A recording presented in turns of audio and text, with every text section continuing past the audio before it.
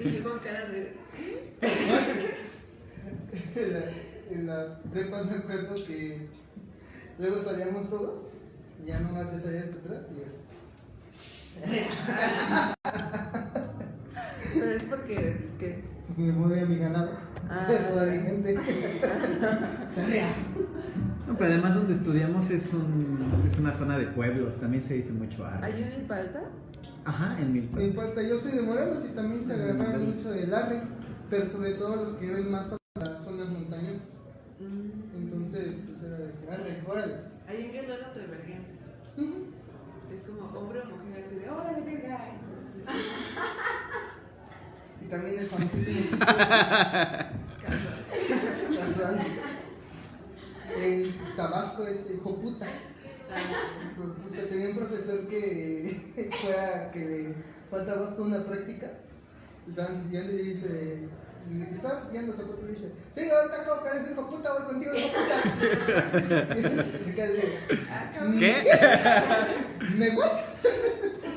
Hola. ¿Cómo Excuse estás? me, excuse me. Y sí, es muy común allá. Ay, hijo puta. Incluso la mamá, sí, pues, veniste, hijo puta. Ella no. ya sé, es muy... ¿Cómo el lenguaje tanto como en México como en Latinoamérica se distorsiona como el español, ¿no? Trabajaba yo con un ingeniero salvadoreño.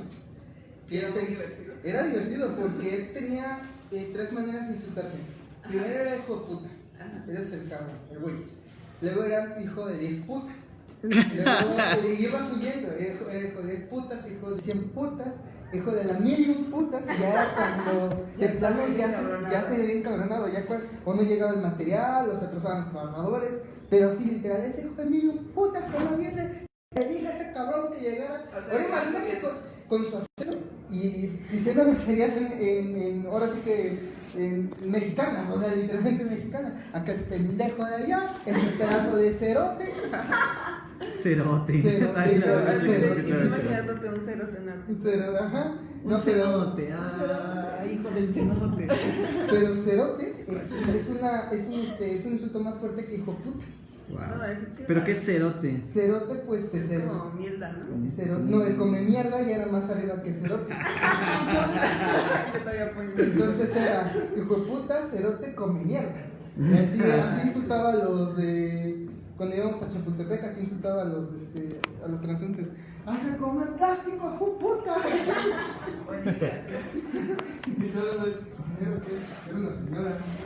¿Qué? ¿Qué? Ya. Qué bárbaro. Son todos unos loquillos. Ah, sí. Pero es divertido. Sí, Era como que el ingeniero era el desestrés. Llegaba y comenzaba el maldecito y ya era así como decir que. Oye, digo, también aquel se fue. ¡Ay, qué hijo! ¡Ay, te lo llamo! Hace poco me estaba enterando de que en el chino, por ejemplo, conforme tú sepas más palabras, serás más respetado. Pero si no sabes las suficientes, eres como de la que no se purifica, ¿no? Y te tratan muy mal, todas las cosas. Pero yo me quedé como pensando de qué quiero pasar, ¿no? Pues, ¿cómo se llama? La verdolaga enmascarada. Así le dicen a la reina de los albures. Sí me lo imaginé. Sí, esa es la verdolaga porque ella se da en cualquier lado. Y enmascarada porque ella dice todo albur es que rato en el enmascado del mensaje. Entonces, entre más nos dice, no se trata de qué tantos albures corridos te puedes saber, sino cómo los utilizas. Cómo utilizas las palabras para ser un alburero. Entonces, entre más palabras tú sepas, más alburero puedes ser. ¿Es la señora de Cepita? Así Ay, es. la señora es la onda. Así es. La famosísima verdolaga enmascarada. Sí, bien. La madrina de las gardenias. Tenemos vocabulario tan amplio que con cualquiera se está sacando de bajada. Así de, ay, qué momento, ¿qué? Y su libro se llama Cada vez que te veo palpito. Ah, sí. Hola. Hola. Realmente ella menciona lo que es la guía del albur y cómo se ha ido modificando desde San Juan Inés de la Cruz hasta Italia. Ah, ya sé, muy genial. Yo quiero conocerlo. Ahí tengo diplomados gratis. Ahí en Tepito sobre ese llamado de la luz y tiene valor curricular. Resulta que un colega mío, Pero psicoanalista, hola, pudo venir. llega Hasta aquí va a hacer una breve presentación sobre el psicoanálisis. Se va a ir un poquito antes, luego ya entró el curso de Perfecto. ¿Cómo te llamas? Fernando José Mauricio. Sí. Dicen, mi papá quiere, para el colegio, si usted me agarra de confianza. Entonces, ella, no puedes tener una conversación seria con ella a menos que ella lo decida, porque toda la demás conversación te va a aburrir hasta que ya no sepas ni por dónde Ni por dónde te entró. Hola, chicos. Hola. Bueno, para el día de hoy tenemos dos actividades, digamos, planeadas. La primera es que nos acompaña el doctor Fernando Zamora, que es psicoanalista. Él nos va a hablar un poquito sobre psicoanálisis, va a hacer una pequeña presentación. La verdad es que lo vamos a aprovechar, dado que yo había planeado como esta parte de empezar con el curso de argumentación. Él tiene que salirse un poco antes. Mi objetivo último, más allá de su valiosa participación el día de hoy, es que él se integre con nosotros al seminario en la medida de que le sea posible, porque recuerden que bueno, es un seminario sobre salud mental y emocional, a pesar de que faltaba mucho, ¿verdad? Porque ya son vacaciones, y lo que queremos es como tener siempre la mirada de distintos especialistas, ¿no? Entonces, bueno, voy a leer una breve semblanza curricular para que sepamos, pues obviamente las cuestiones en lo que se ha especializado. Bueno, Fernando en principio es psicólogo por la Universidad de Columbia, es historiador del arte por la UNAM, para gente que estudia arte, y bueno, es psicoanalista por la UIC. Él imparte clases en psicología y antropología en la Universidad Anáhuac y ha publicado 2 novelas y bueno, escribe en Milenio El Laberinto, que es el único suplemento de cultura que sobrevive aún en este país, ¿no? Sí, su tesis de historia del arte fue acerca de la Virgen de Guadalupe y la doctoral fue acerca de un estudio de caso de un problema alcohólico, ¿no? Un estudio de caso sobre alcoholismo. Y bueno, pues creo que es todo. Ok, sí. Adelante. Entonces él nos va a hacer una breve reseña, digo, porque es especialista y... Perdón, el nombre. Fernando Zamora. Con Z, sí. Doctor Fernando Hola. Zamora. Pues bueno, lo que ocurrió al final a Susana, que quiero mucho, le agradezco esto, es que, bueno, ¿qué hay en común entre la Virgen de Guadalupe y el alcoholismo, no? Y creo que sí tiene en común el hecho de que la idea es aproximarse a la lectura de una persona como si fuera un texto sagrado, ¿no? Entonces, esto es una idea hermenéutica. Yo creo que no es gratuito que los tres psicoanalistas en los cuales podría yo decir que me enmarco teóricamente, que son la escuela vienesa, Freud, Adler y Frankl, sean judíos. Me parece que es importante porque justamente creo que es la cuestión hermenéutica lo que los une. La hermenéutica como lectura de textos. Y como tal vez saben, pues bueno, la hermenéutica comienza la hermenéutica es antiquísima, pero se empieza a poner como muy de moda en Europa a partir de una cosa que se llama la Haskalah. La Haskalah es la Haskalah es como la iluminación judía, es decir, el iluminismo judío, ¿no? Los judíos tuvieron este periodo muchas veces, de iluminismo en el cual viene la gran discusión de si se integran o no se integran, ¿no?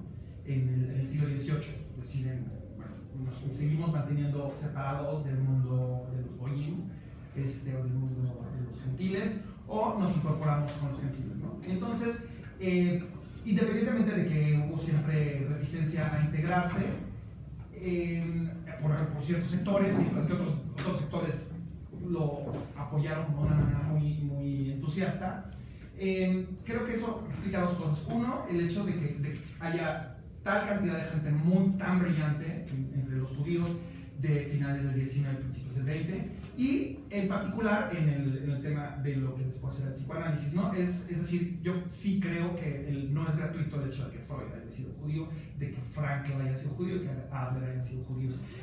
Los tres tienen esta idea de leer al ser humano como se enseña a los niños en el GEDER, se llama también. Yo no soy judío, pero trabajé en un hospital de judíos, entonces conozco bastante bien el asunto de la cultura judía. El GEDER son escuelas, son colegios para niños chiquitos donde se les enseña a leer la Biblia, ¿no? Se les enseña a leer la Torah y también más adelante el Talmud. El asunto es que en la lectura de la Torah, lejos de ocultar las contradicciones que pueda haber, a los niños se les enseña a encontrarlas, a buscar las contradicciones, lo cual me parece que es muy sano desde el punto de vista religioso. Entonces, por ejemplo, un ejemplo así muy sencillo, ¿no? En la lectura del Génesis aparece el famosísimo Dios creó las estrellas en Génesis 1:3, y después resulta que mucho más adelante, es decir, dos versículos más adelante, aparece la luz. Entonces la gran pregunta es, si no había estrellas, ¿dónde está la luz, no? Ese es un ejemplo pequeño de hecho aparece también en los hermanos Karamazov, ese ejemplo de la persona a la que un niño le pregunta, se queda así, se enoja muchísimo y lo golpea, ¿no? Eso no sucedía en los GEDER, ¿no? La idea era al contrario, buscar este tipo de cosas y darle una respuesta partiendo de que hay una lógica.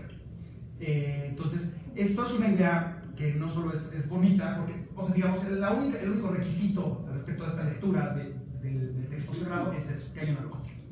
Tienes tú que encontrarla, ¿no? Tú eres el que tiene que, digamos, el peso de la prueba recae sobre ti en el sentido de encontrarla. Igual hay muchos otros ejemplos, ¿no? En Éxodo se dice, yo soy un Dios celoso que no castiga a los padres en los hijos, y después en Ezequiel dice, no andes diciendo, Israel, que yo castigo a los padres en los hijos. Entonces, ¿qué pasa ahí, no? Entonces hay una serie de cosas que, desde el punto de vista de la lectura bíblica, serían tensiones, no contradicciones, porque Dios no se contradice. Entonces, esta idea está entonces, la idea es que hay esta lógica, y entonces cuando sucede la Haskalah, empiezan a introducirse una serie de nociones judaicas en cosas que ya probablemente el pensamiento cristiano había olvidado, porque en los primeros siglos el cristianismo hacía muchísimo este ejercicio de lectura bíblica.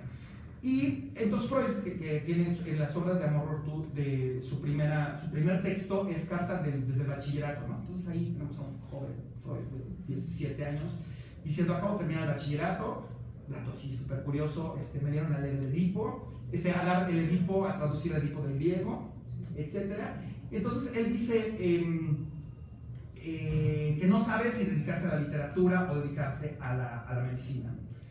Finalmente se dedicó a la medicina, pero es el único personaje que ha sido nombrado, sonado para ser premio Nobel tanto de medicina como de literatura. No ganó ninguno de los dos, pero ganó el premio Goethe. Entonces sí tuvo digamos, es considerado literariamente como un gran literato.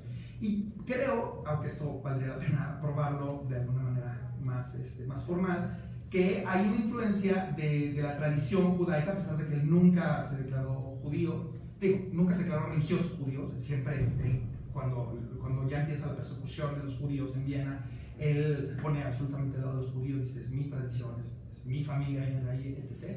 Pero él nunca menciona que es religioso, no es tan antirreligioso como se plantea. En el Malestar y la Cultura habla de la religión como una forma de sublimación, válida, digamos. Y entonces yo creo que Freud lo que incorpora es esta manera de leer, de la que estamos hablando, esta manera de leer el GEDER, este texto sagrado en el GEDER, este texto sagrado a los seres humanos, comenzar a leer a los seres humanos.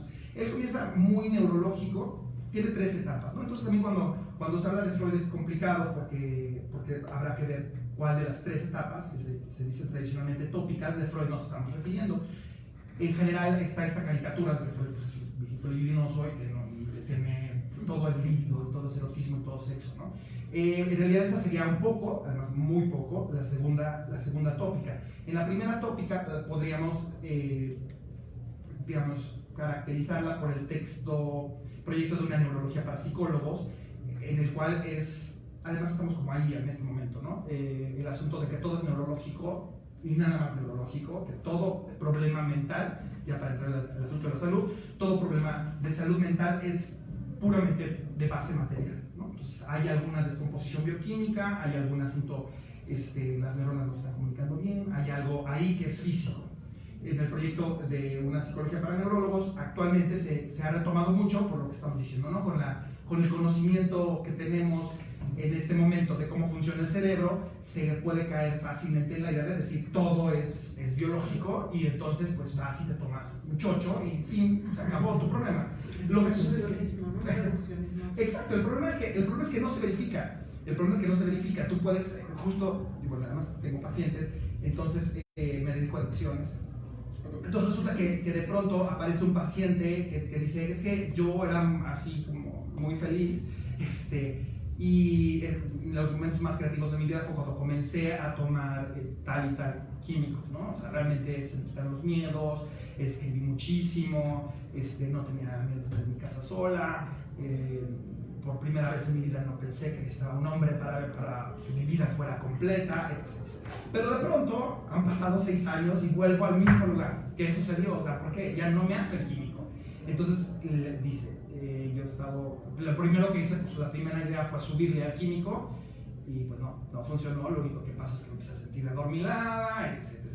Entonces, ¿no? Este pequeño ejemplo es para decirles que pues hay algo que no se verifica, ¿no? No todo aparentemente es puramente materia.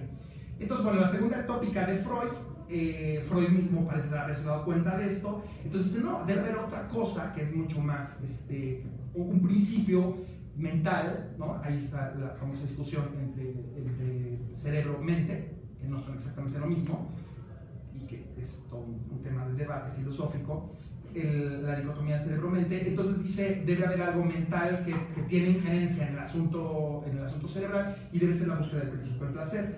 Entonces la búsqueda del principio del placer en un sentido muy amplio, no es el sentido sexual que se le suele atribuir a Freud caricaturizándolo. Esta segunda etapa, esta segunda tópica valdría la pena apuntar que puede definirse como la época de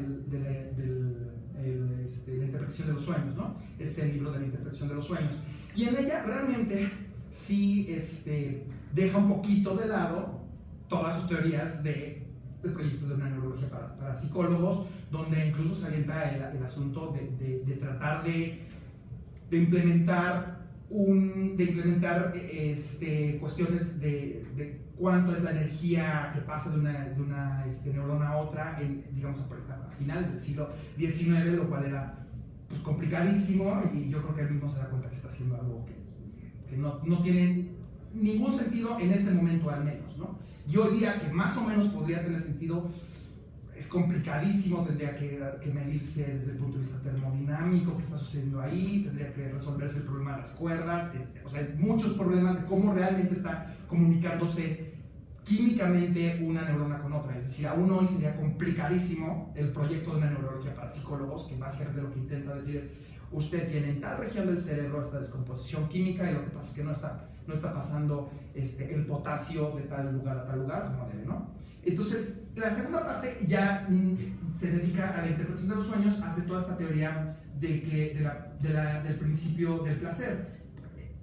Él siempre se declaró un evolucionista, una persona cuyo gran maestro era Darwin, y sostiene que lo que ha lanzado, lo que ha llevado adelante la evolución humana es la búsqueda del principio del placer, pero les repito, entendido como en un sentido amplio. Aquí podría también mencionarse el texto del malestar en la cultura, que es bien importante y además creo que es muy vigente. En el malestar en la cultura habla del famoso concepto de sublimación, la noción de que si alguien tiene algún tipo de problema con su infancia, etc., podría salir adelante a través de la sublimación, ¿no? Y la sublimación básicamente está, según menciona él, en el arte, el deporte, la política y la religión, donde dice cosa extraña, a mí me han hablado de la religión, gente que considero inteligente, pero yo no lo he probado, yo no lo creo, es decir, a mí no me funciona, pero creo en la gente que me dice que la religión puede ayudar a sublimar, ¿no? Entonces, este es el proyecto esta es la segunda tópica de la interpretación de los sueños, donde también está el malestar en la cultura, donde él comienza a desarrollar, o sea, ahí puede que no haya tanta discontinuidad con la primera parte, porque es donde él desarrolla una teoría, esta teoría de que todo es infancia, ¿no? Que también hoy es muy discutible, la idea de que infancia es destino, que le viene de un cierto descubrimiento con ratitas que se había hecho en la época, que a las ratitas cuando están embarazadas les metían una agujita, y entonces para irrumpir en el proceso del embarazo. Entonces, mientras más chiquita era el bebé, mientras era más chiquito el feto, pues eran peores las consecuencias de adulto. Entonces, él, como buen freudiano, hace como una extrapolación a la mente y dice, claro, mientras más chico es el trauma, más es mayor la irrupción en el proceso del desarrollo psicológico. Esto otra vez está muy discutido hoy día. Para empezar, hay grandes traumas que te pueden suceder a los 19 años y que pueden cambiar la vida, no necesita que sea antes de los 5 años. Pero bueno, para eso ya entran Piaget, entran otra serie de personas y dicen, no, en realidad en cualquier momento pueden suceder enormes traumas que realmente desbalancean el cerebro. Y el tercer momento es el momento como más interesante, según yo, aunque también esto es discutido, que se llama el giro de 1920, es la tercera tópica, que es el texto, digamos, fundamental para hablar de esta tópica, es más allá del principio del placer, donde auténticamente dice, nos equivocamos. O sea, todo lo que he dicho, olvídenlo. No, gracias, muchas gracias. Agua sería muy bien. Todo lo que he dicho, olvídenlo.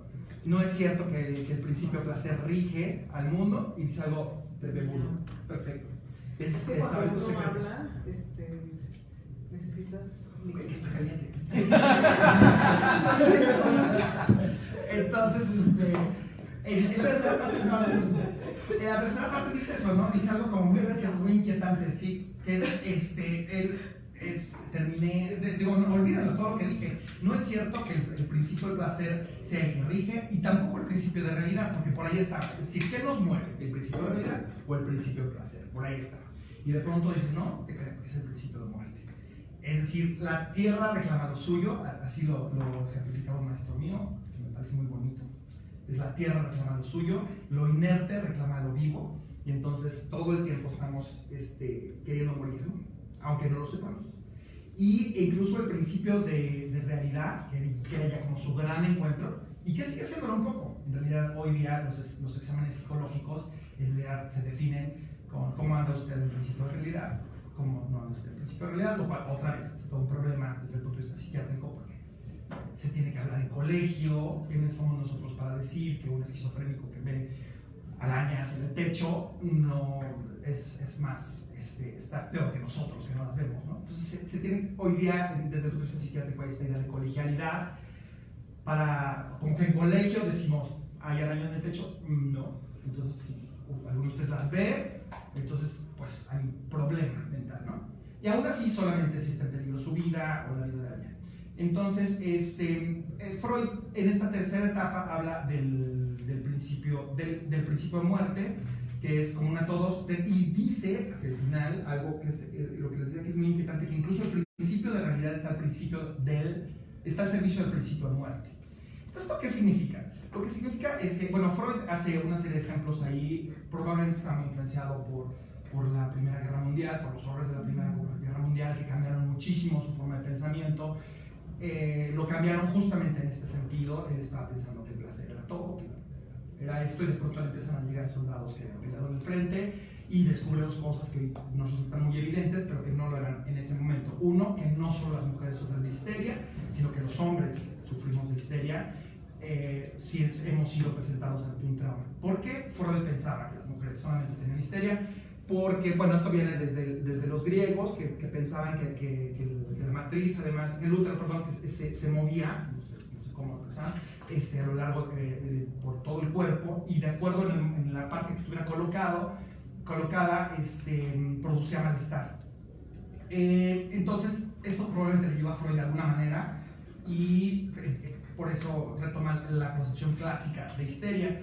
La histeria empieza a definirse como el malestar que existe físico, el malestar físico cuando no hay ningún malestar, el malestar físico cuando realmente no tienes nada físico, ¿no? Cuando, por ejemplo, ahora acabo de saber de un caso, en realidad no es clínico, es una amiga de mi mamá, que su hijo consentido, el nene hermoso, le robó 2 millones de pesos, ¿no? Entonces, así sacó dinero de las tarjetas y todo, y entonces ahora ella se encuentra debiendo 1,5 millones y con 500,000 pesos menos de su cuenta.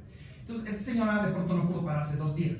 Eso es decir, no pudo pararse de verdad, no porque se hiciera tonta, no porque tuviera flojera, no porque, sino simplemente no podía levantarse, o sea, no tenía como la energía para levantarse. Eso sería lo que es considerado clásicamente histeria, ¿no?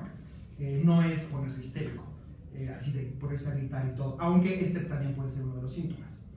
Entonces, cuando regresan los soldados de la Primera Guerra Mundial, descubre que muchos de ellos tienen síntomas de histeria, tanto en este tenor como en el más clásico de estar muy mal, estar muy nerviosos, etc. Y además, por esas fechas, él va a Suiza, donde donde estaba un nietecito suyo, y un chiquito, y entonces descubre que el niño avienta un soldadito y llora. Y entonces después le traen otra vez el soldadito y lo avienta y llora. Le traen el soldadito y lo avienta y llora. O sea, a partir de ahí, de esta imagen, desarrolla la idea de que el niño está deseando la muerte del padre y en realidad recuperando al padre para matarlo todo el tiempo, y ahí comienza a desarrollar la idea de que el principio de muerte está presente. Esto, les repito, es muy discutible. Hoy día está muy de moda toda la primera tópica. La primera tópica les encanta porque se habla de cerebral, es algo físico. Tenemos la esperanza de curarlo con un par de medicinas. La segunda parte pues está muy caricaturizada, y la tercera parte, lo que sucede es que sí se enfrenta a algo que es muy, muy complicado en el fondo, que es el problema del mal. Así, del mal, ¿no? El problema de que existe el mal. Entonces, de pronto como que irrumpe algo que no es científico, que es porque existe el mal, ¿no? Porque existe lo malo, porque existe la guerra, porque existe esta idea de querer matar al padre, esta idea de suicidarse, esta idea de consumir drogas, consumir alcohol hasta morir. A mí personalmente me parece que es innegable el principio de muerte, a lo mejor. Pero les digo, es algo que está discutido, ¿no? Incluso recientemente a una doctora que quiero mucho le dije, oye, estamos hablando del principio de muerte, y ella dice, sí, dilo si quieres. Dilo si quieres, pero yo voy a hablar de Bruselas próximamente para decir que soy el principio de muerte. Una estupidez, y no sirve para nada, y pues, tú si quieres decirlo, dilo, ¿no? Pues sí lo digo, la verdad es que sí lo creo, entre otras cosas porque todos hemos pasado por esta idea, seguramente, de que, no a lo mejor de quererse suicidar, o de beber hasta morir, o de drogarse hasta morir, pero seguramente de saber que vas a decir algo de lo que te vas a arrepentir, y aún así vas y lo dices, ¿no? Eso que es tan evidente es, según yo, y según Freud, parte del principio de muerte. O sea, saber que dices, yo voy a decirlo, y se ignora. Y lo sueltas, y cae una bomba atómica sobre ti, sobre tu familia, sobre quien sea, sobre tu pareja, sobre lo que sea. Y esto, pues, es un deseo como de morir, ¿no? De morir o de destruirlo todo. Entonces, pues ahí se quedó Freud, después murió en 1939, y se queda un señor que se llama Adler, de quien renegó muchísimo Freud. Entonces esta escuela, digamos, los tres momentos de la escuela vienesa, ya ampliándolo, sería Freud, que la idea es mucho hacer conciencia con ese ser, ¿no? Conciencia con ese ser. Como saben, si ustedes se caen de la bicicleta, viene el paramédico y dice, señor, ¿sabe usted cómo se llama? Entonces, pues lo que quiere saber el paramédico es si tiene conciencia con ese ser, ¿no? Y conciencia se puede definir como saber que sabes. No solamente saber, sino saber que sabes. Es tener como plena conciencia, saber que estás sabiendo, ¿no? En este momento parece que todos estamos sabiendo que estamos aquí. Entonces la conciencia con SC. ¿Y qué es lo que busca Freud? Para hacerse de una conciencia con C, por otra parte, que es donde ya no es tan caricaturesco Freud, porque sí hay una idea de conciencia ética, ¿no?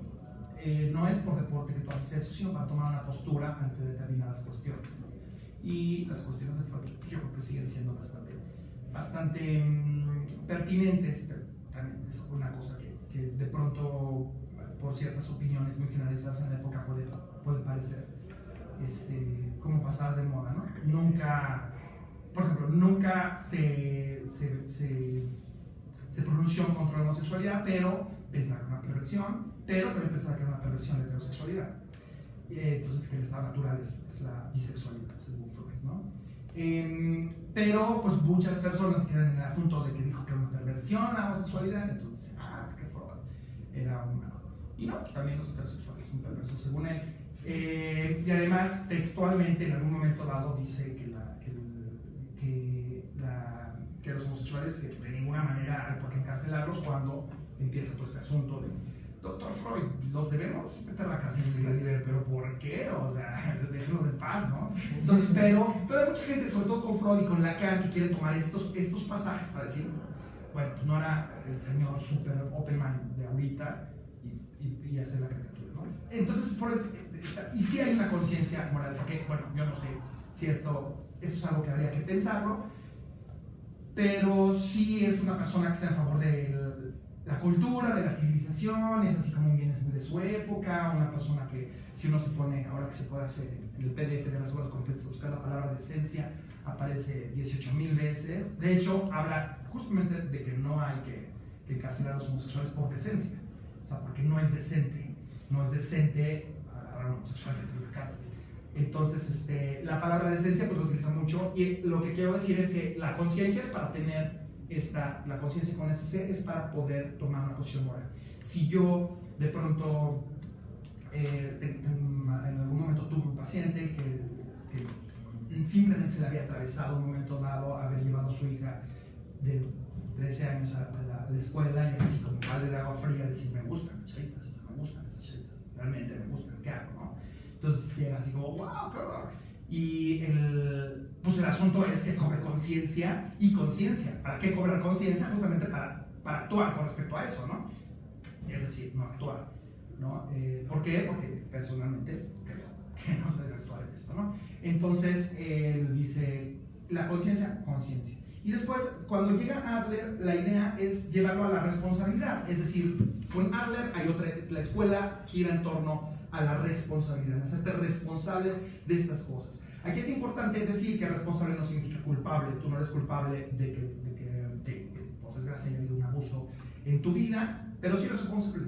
Sí tienes que hacerte responsable, hay que cargar con eso en la vida, ¿no? No es culpa tuya de ninguna manera, pero es tu responsabilidad salir adelante. Por ejemplo, no tomarlo como pretexto para usar tortugas de otras personas, etc. Entonces la idea adleriana es mucho en el sentido de la responsabilidad, y la idea de Viktor Frankl, que por desgracia creo se ha abaratado mucho con libros de autoayuda, pero es muy profunda, que es la de la logoterapia, ¿no? La idea de encontrar el logos, donde además como que se cierra todo el círculo judeocristiano del encuentro de logos. El universo tiene razón, el universo es comprensible y por tanto podemos comprenderlo, igual que les decía en el caso de la lectura de la Biblia, ¿no? Es decir, se puede entender la Biblia. Lo único que no se vale es decir, ¿por qué? Pues quién sabe. No lo sé. ¿No? O sea, la provocación que se le hace a un niño no querer, a un niño judío no querer, es decirle, ¿por qué? No, ¿cómo que no sabes? Tiene que haber una razón por la cual existen las estrellas antes que existe la luz. Digo, perdón, al revés, existe la luz antes que existan las estrellas, ¿no? Tienes que decirlo. ¿A qué se refiere Yahvé aquí y a qué se refiere Yahvé aquí? ¿Qué está diciendo aquí y aquí? Aparentemente, aunque haya una contradicción, ¿en qué contexto está? Entonces, esto es la famosa hermenéutica. Y pues, ¿para qué sirve? Como nos la comemos, la idea de la hermenéutica partiría de que cosas, yo creo que cuestiones tan complicadas como la salud mental, solo se puede hablar de una forma analógica.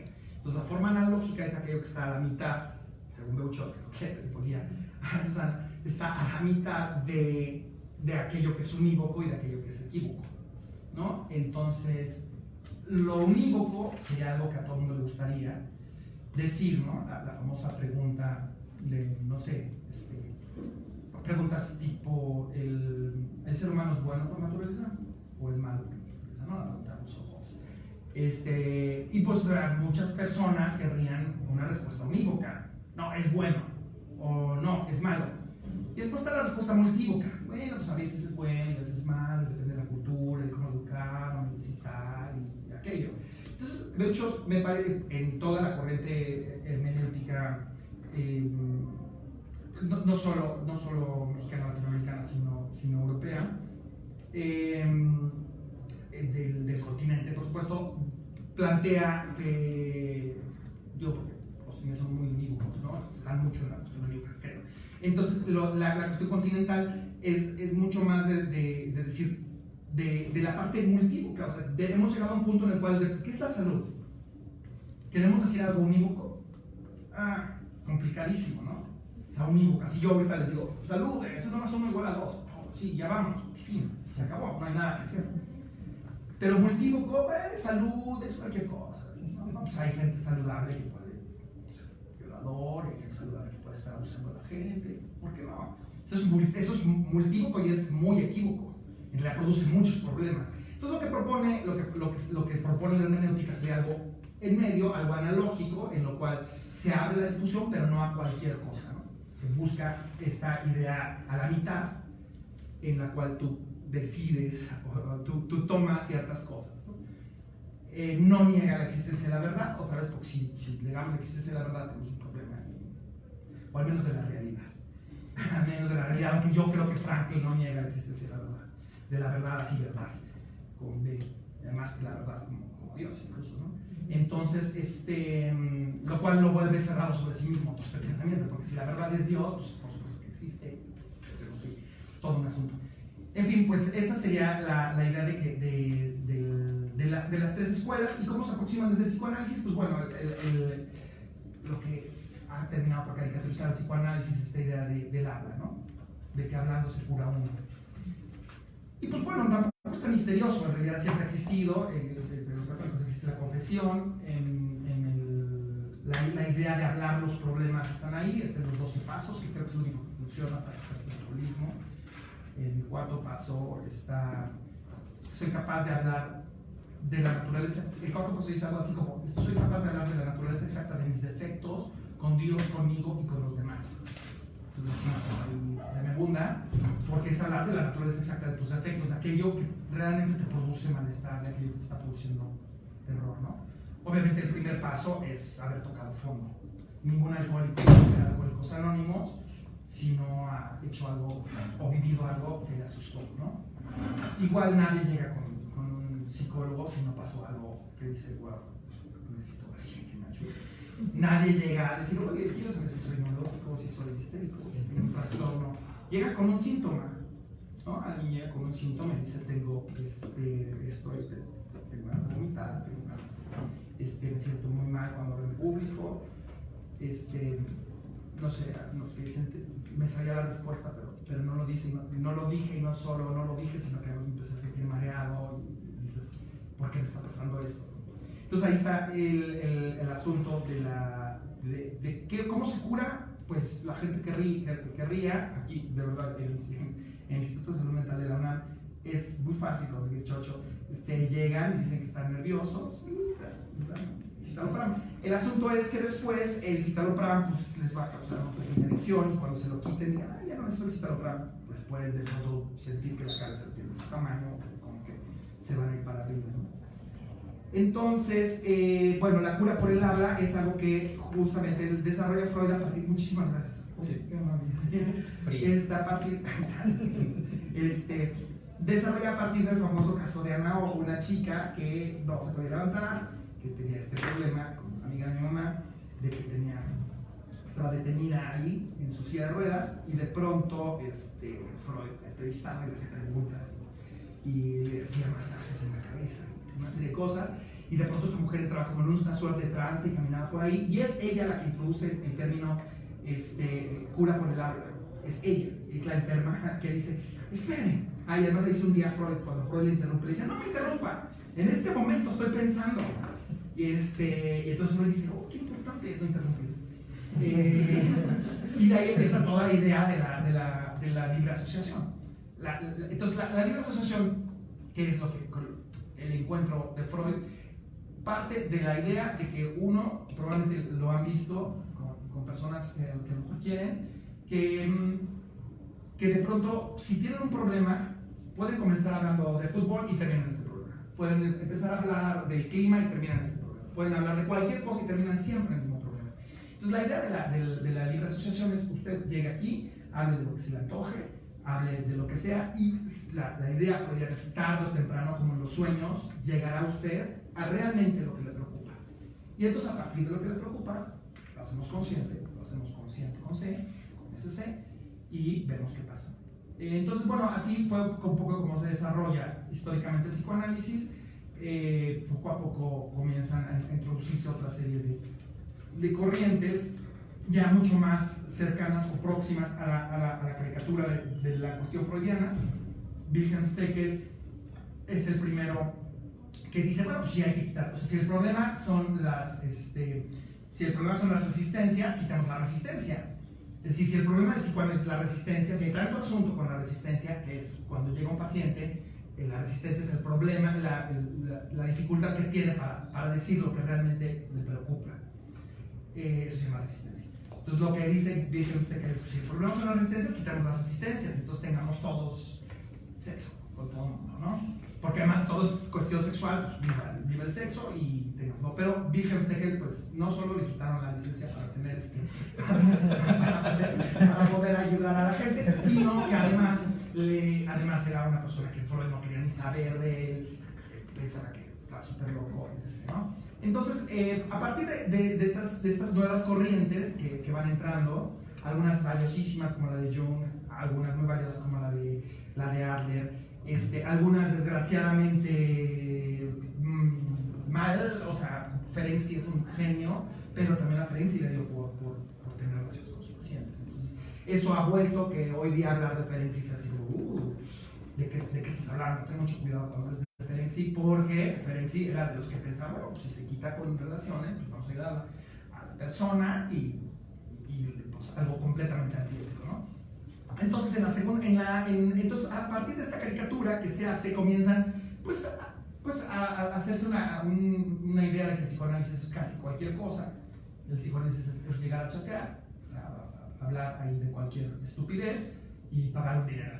Entonces, pues no está de muy buena capa, pero últimamente la Sociedad Neuropsicoanalítica de Londres está buscando, eso se me olvidó decir, está buscando encontrar los puentes entre la neuropsicología, es decir, la cuestión neurológica dura, y las ideas de Freud, y resulta que se han encontrado. Es decir, que sí hay unas ciertas pulsiones, que hay una cierta serie de cosas, el impulso de muerte no está en ninguna parte, pero como que se ha puesto de moda otra vez. Y al mismo tiempo tenemos otro conjunto grande de terapias que pueden ir desde cosas muy serias, como la terapia racional emotivo-conductual, que es muy sencillo, simplemente analizar cuáles son las ideas que te están produciendo malestares. Si tú llega un paciente que te dice que tiene muchos problemas, claro, pues soy un tonto, pero claro, soy un estúpido, claro, otra vez esa estupidez, y bla, bla, bla, bla. Entonces, pues simplemente tú dices, oiga, usted acaba de decir que es estúpido 14 veces. No será eso lo que lo está llevando, claro, cuando se acuesta en la noche a tener esas pesadillas horribles, a sentir que hay algo que lo persigue. Entonces, dice, sí, ¿verdad? Entonces, pues bueno, la terapia racional emotivo-conductual simplemente diría, pues déjese decir estúpido. Empiece a tratar de contabilizar, auténticamente trate de contabilizar las veces que dice que es usted estúpido, las veces que dice que es usted un patán, las veces que se dice que es feo, las veces que se dice que es lo que quieras negativo, y trate de dejarlo pasar, no se maltrate tanto. Entonces, la terapia racional emotivo-conductual de Albert Ellis y Beck funciona bastante bien, pero no tan profundamente como el psicoanálisis. Sería como un poco la conclusión. Hoy día estamos en estos dos tipos de terapia, hablando de algo que creo personalmente que funcione.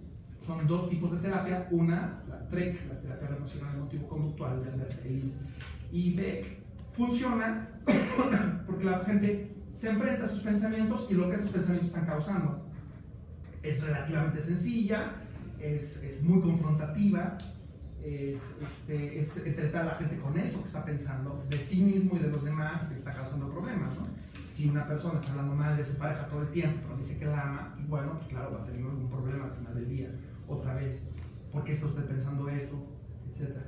Y la teoría freudiana hoy día sí hay intervenciones, pero son intervenciones mucho más escépticas, mucho más en el tenor de lo que dijo Ana O. No se meta en mi torrente de pensamiento y dejar que el pensamiento corra.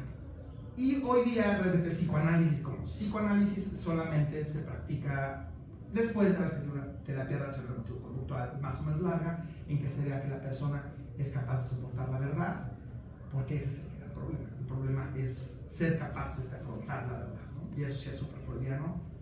Y si empezamos con que si existe la verdad o no, pues tenemos un problema, porque justo no puedes enfrentar a alguien, a la verdad, a alguien que no cree en la verdad. Es su verdad, eso sí puede ser, ¿eh? Es su verdad, pero el chiste es que la pueda ver para hacerse responsable de ella. Entonces, pues, si no hay este enfrentamiento, pues no hay nada. Y entonces, bueno, ya terminamos con estas dos corrientes. Y luego están unas cosas que yo creo que están muy mal, como tipo coaching y estas cosas, porque en realidad es como ir a pagar realmente por un asunto de cuates. Digo, no sé si estoy haciendo eso, pero ahí sí te tomas una cerveza con tu amigo y le dices, oye, ¿qué debo hacer? ¿La debo cortar o no la debo cortar? ¿No? Y pues no, está mal. La idea está mal, ¿por qué? Porque en realidad, la idea de beber con los amigos para contar los problemas está mal, porque además estás alterando el sistema nervioso central. O sea, tu sistema nervioso central está alterado con el alcohol. Y si estás hablando de problemas, lo único que estás haciendo es hacer que esos problemas se vuelvan más graves, ¿no? Entonces es diferente estar en un lugar en el cual pagas por no ser juzgado, pagas por una cierta confidencialidad, pagas por una supuesta objetividad, habrá que ver qué es eso, y por eso, no sentirte juzgado y poder hablar de casi cualquier cosa. Casi cualquier cosa, el contrato paciente médico incluye no violencia a menores. O sea, es decir, la cuestión de la confidencialidad se acaba si a mí alguien me dice, es que yo quiero tener relaciones sexuales con un menor. Digo, si es una fantasía, por supuesto que no, pero si hay alguien que está queriendo actuarlo, planeando actuarlo, yo éticamente no me puedo quedar callado.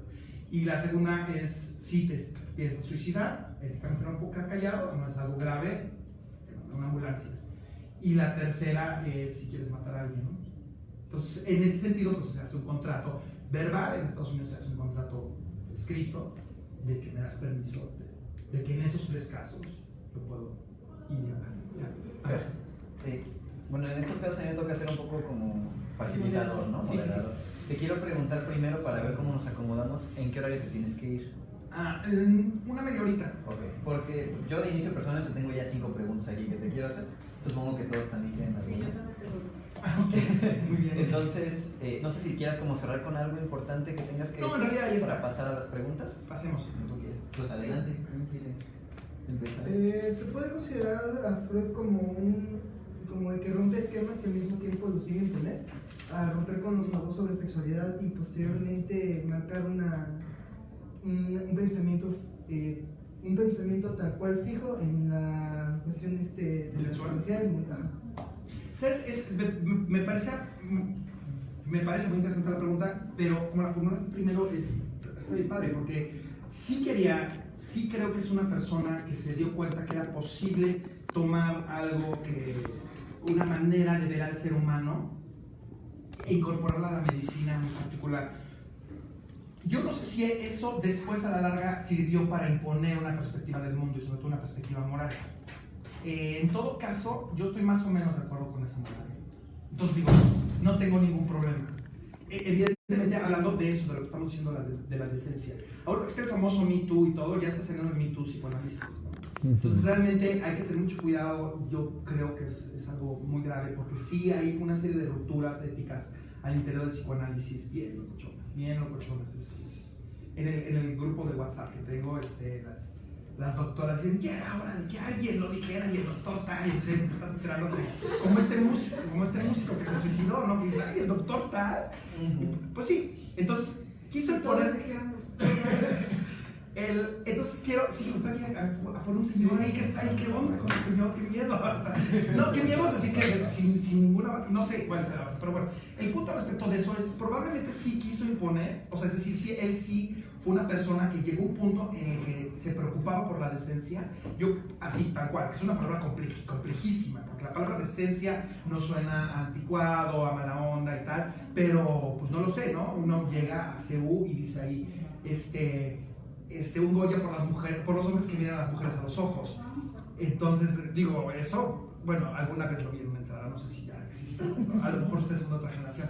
Pero, ¿esto qué significa? Pues que está diciendo la universidad desde una perspectiva medio oficialista, que pues, tú no puedes estar viendo a un cuerpo andante, ¿no? O sea, está mal. O sea, y pues Freud diría es indecente. La palabra, lo que pasa es que la palabra nos causa muchísimo ruido, pero es indecente. O sea, la verdad es que en el fondo lo que estamos diciendo es que no es decente. Porque de otra manera, ¿cómo lo sustentas? Es decir, si ya te metes en que es malo o bueno, te metes en otro problemón del bien y el mal y la cultura. Y ese es el problema filosófico que está detrás de esto, y por eso es importante estas epistemologías feministas y los problemas de fondo. O sea, más que verlo como una cuestión ética, también habría que ver, porque si nos metemos en eso, va a ser una reflexión sobre lo moral. ¿Es bueno, es malo, por qué? ¿Sí? Y por eso es que, por ejemplo, está el grupo de las mujeres francesas que dicen, no, bueno, o sea, es que un piropo no es malo, depende de qué. Y no se dan cuenta que el problema, el debate, no tendría que ser moral, ¿no? Es un asunto moral, sino hay que ir más al fondo de cuestiones epistemológicas. Sí, pero yo creo que la pregunta, no sé si me equivoco, pero yo creo que la pregunta sí iba en el sentido moral, porque dice que Freud está queriendo imponer algo, ¿no? Entonces en ese sentido pues, sería moral. Y más o menos porque un libro que estaba leyendo que era Freud, marcaba cuatro formas de ver a Freud: el antidogmático, el dogmático, el Dios y el doctor. Entonces dice el antidogmático, ¿por qué? Porque en su tiempo rompe esquemas de la sexualidad, justamente, y lo dice tal cual, rompe tabús de la sexualidad. Y el dogmático, porque al romper estos esquemas, dice, obviamente la ciencia tiene que tener una base. Y esta base, dice, la más cercana que podía explicarla era la freudiana. Por lo tanto, dice, tal vez no fue la intención de Freud, pero el momento histórico puso que la base fuera la que pudiera explicar las relaciones, por así decirlo, las relaciones humanas. Entonces dice, no fue culpa de Freud, pero pues se dio en un momento. Claro, yo creo que ahí estoy muy de acuerdo con lo que dice la doctora, en el sentido de que son dos cosas que son importantes tener en cuenta, ¿no? El primero, la parte moral, que es a lo mejor es una palabra de la cual es muy difícil deshacerse en todo caso, y la pregunta sería si vale la pena deshacernos de ella y reeducar al ser humano, pero ahora con otro tipo de moral que esté basada en bases epistemológicas, en bases... Si no es muy complicado, pues, o sea, si no es más sencillo simplemente decirle, a ver, niño, ve a las mujeres a los ojos. O sea... Y además hay que ver, por ejemplo, nosotros como en la parte, no epistemológica, sino filosófica, tendríamos que ver que estamos, o sea, una cosa es la moral que nos está rigiendo ahorita, o sea, como sociedad.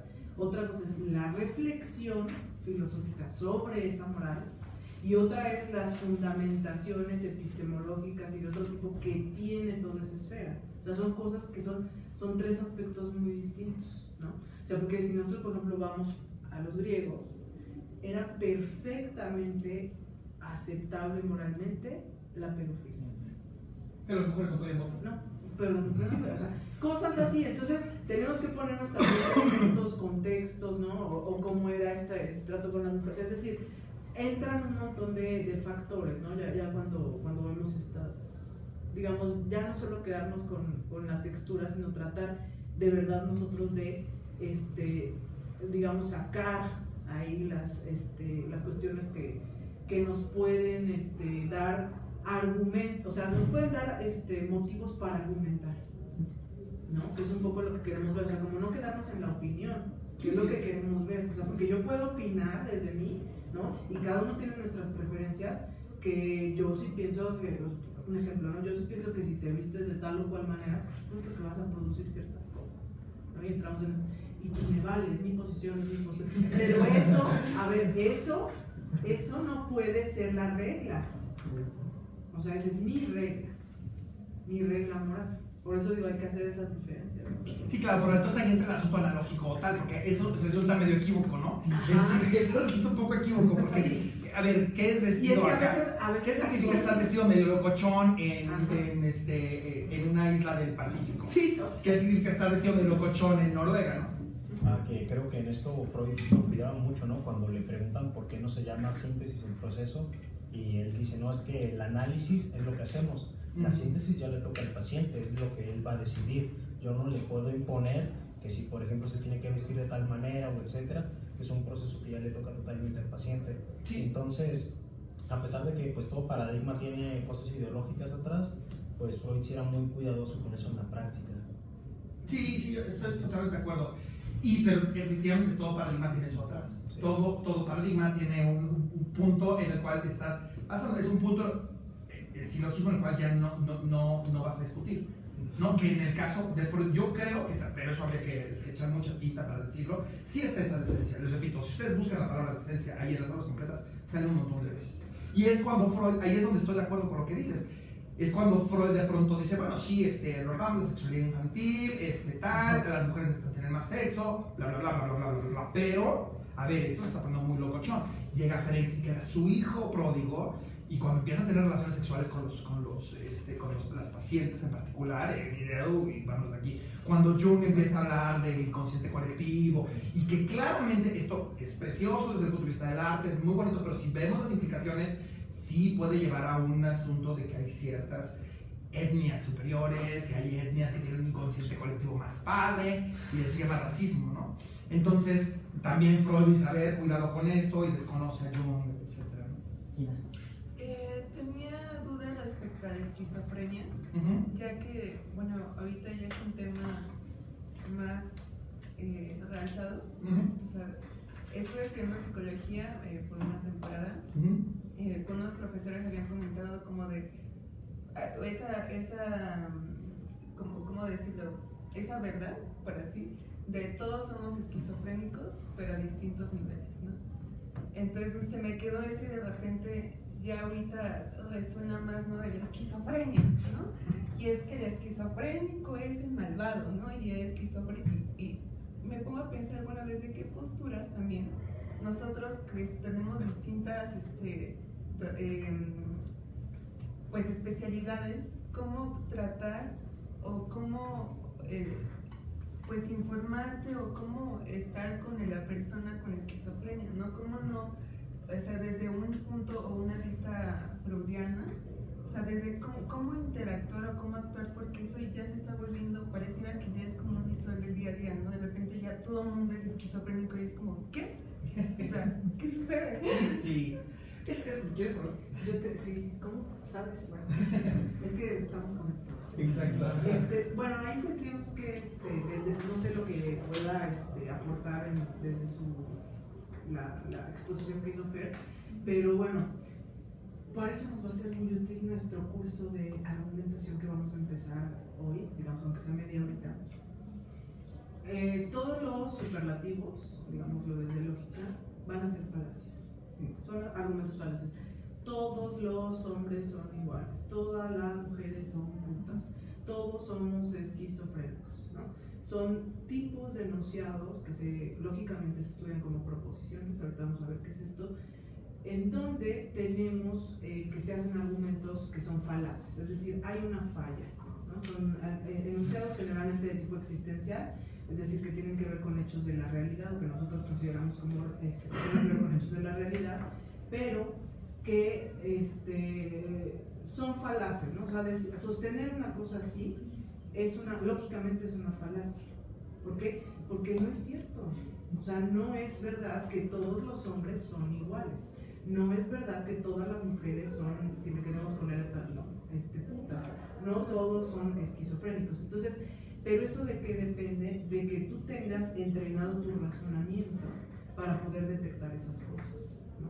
Entonces, en esto se supone que los filósofos tenemos que estar así, o sea, tú dices algo y dices falacia de la generalidad, decisión de principio, bla, bla, bla. Entonces, a veces te quedas callado, pero digamos, a nivel del razonamiento, creo que puede ser una salida, ¿no? La más básica. O sea, la más básica de lo formal, lo lógico, que tú digas, bueno, está bien, tú puedes sostener eso, pero yo sé que es falaz. O sea, sí, ¿no? Y claro, esas cosas lo peor es que luego se insertan, digamos, ya en el sentido terapéutico, psicológico, etcétera. Claro, si tú tienes una madre que todo el tiempo te dice que los hombres son infieles, por supuesto que vas a tener cierta creencia y cierta propensión a que ves un hombre y tú dices, este güey es infiel. Porque a mí me dijeron en mi casa que todos son infieles. ¿Sí? A mí me dijeron, si vienes de una cultura machista, ¿sí? O sea, donde vemos que estos son también este tipo de problemas que tenemos, en donde todas las mujeres que no se visten o que se visten con minifalda quieren algo, ¿no? Pues quieren sexo, pues claro que, o sea, pero, o sea, es decir, nuestro razonamiento no es lógico, ¿sí? O sea, y las creencias, como vamos a ver después, bueno, pues se insertan de un montón de maneras, y que a veces las tenemos ahí, y que esta es la cuestión que nosotros tenemos que ver, y a lo mejor como terapeutas también, cómo desentrañar, cómo eliminar, cómo quitar. Yo pienso, la parte más básica es darnos cuenta, hacernos conscientes, en primera, de que, bueno, es una creencia errónea. ¿Por qué? Porque se está sustentando en un argumento, ¿sí?, que es falaz.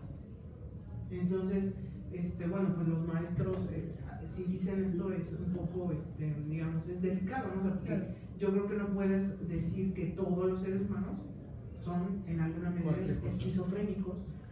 No, pues entonces primero habría que ver cómo estamos entendiendo esquizofrénico y segundo eliminar ese todos, porque, o sea, todos aplica válidamente, digamos, en un argumento para ciertos casos.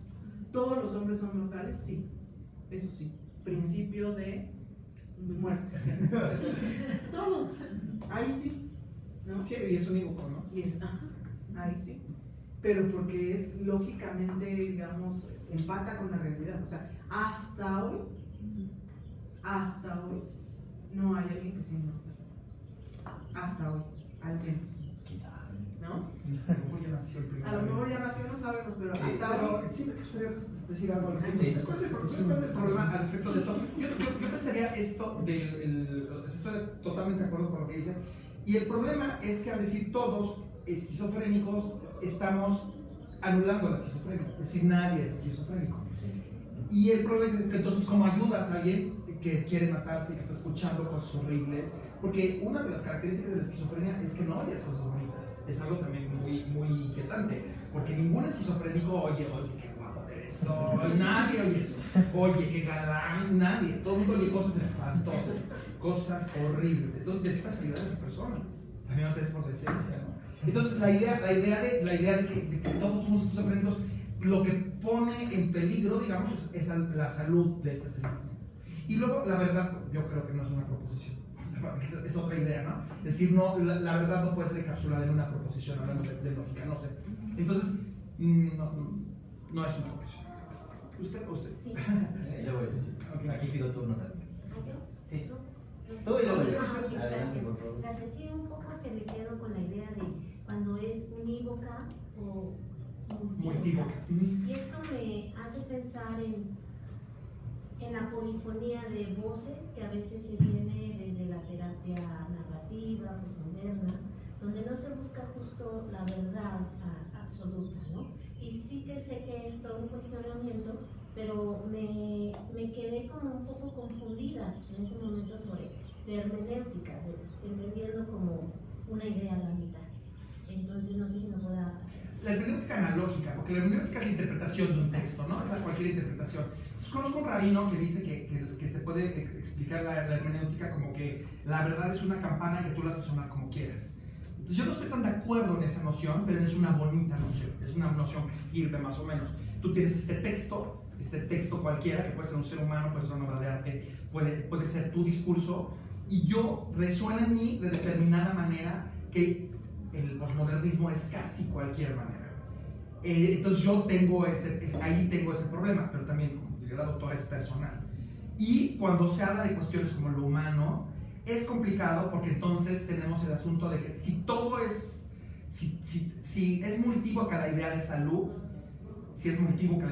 tenemos un problema con los niños autistas que están sufriendo. Es decir, no con ay, es autista, tenemos que entenderlo y todo. Bueno, No es tan sencillo. O sea, un niño autista que viene y, perdón, pero se caga por molestar, tiene un problema y nos meten un problema a todos. Nos meten un problema a todos. Entonces no es fácil de pronto también tomar la cuestión multívoca y equívoca de que la salud no existe y la salud es lo que tú quieras y tal. Como tampoco es unívoco desde esta perspectiva, es todos los autistas tienen que estar encerrados, todos los autistas están locos, todos los autistas se cagan, o sea, eso no es cierto. Entonces hay que encontrar algo en medio que signifique, porque en este caso sería, bueno, algunos autistas tienen problemas de adaptación que nos improntan como sociedad a ayudarlos, ¿no? Por gente buena, o sea, por tratar de ser mejores. Pero bueno, ahí entra un problemón, ¿no? Porque acabo de meterme en un asunto moral. Pero sí lo creo, sinceramente sí lo suscribo. No puede uno andar en la vida. Yo estoy en Italia. En Italia, de pronto la gente dice, oye, ¿por qué está tan lleno Roma de locos?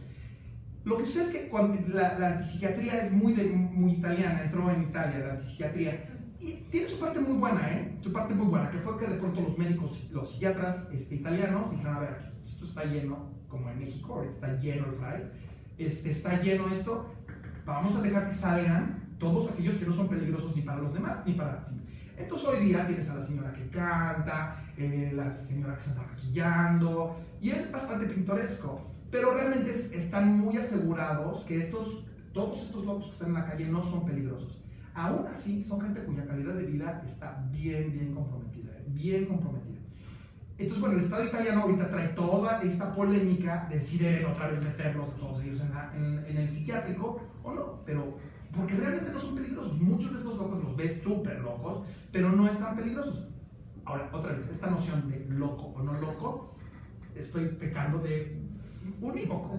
Pero sí, si te encuentras una señora cantando en la calle así, subiéndose feliz y contentona y tal, pues bueno, ¿por qué la vas a encerrar? Pero por otra lado, vuelves a pasar por ese lugar y la ves ahí dormida como un perrito. Entonces hay un asunto ahí que creo que sí nos llama al respecto de cómo leer a esa persona, ¿no? De ninguna manera, la parte unívoca sería, está enferma, encierra. Y la parte multívoca es, ay, vamos, o sea, no es mal, ¿qué tiene de malo? ¿Cuál es el problema? Yo creo que al medio es decir, bueno, no es que sea una loca, o sea, además es una palabra muy fea, pero, oye, pues vamos a tratar de asegurarle una calidad de vida a esta señora que está, ¿no? Esa sería la idea del medio, no sé si quedamos claro. Algo que no va ni a decir, a poner el sello en los demás, que usted está loco y nosotros somos los que tenemos la razón, que es una cosa peligrosísima, súper nazi, o la otra parte de, pues a saber quién es el loco. Porque si tú vas al fray, realmente ves a gente que no querrías que estuviera cerca de tu hijo. ¿Puedo hacer ahí otra Sí, intervención? A ver si se puede. Estoy pensando en una analogía con Aristóteles, a ver si cabe, que de hecho venimos hablando un poco. Aristóteles en la Ética Nicomaco, bueno, hace todo este análisis de los valores, etcétera, ¿no? Le está hablando sobre una reflexión de la moral y entonces propone justamente a la virtud como un punto medio.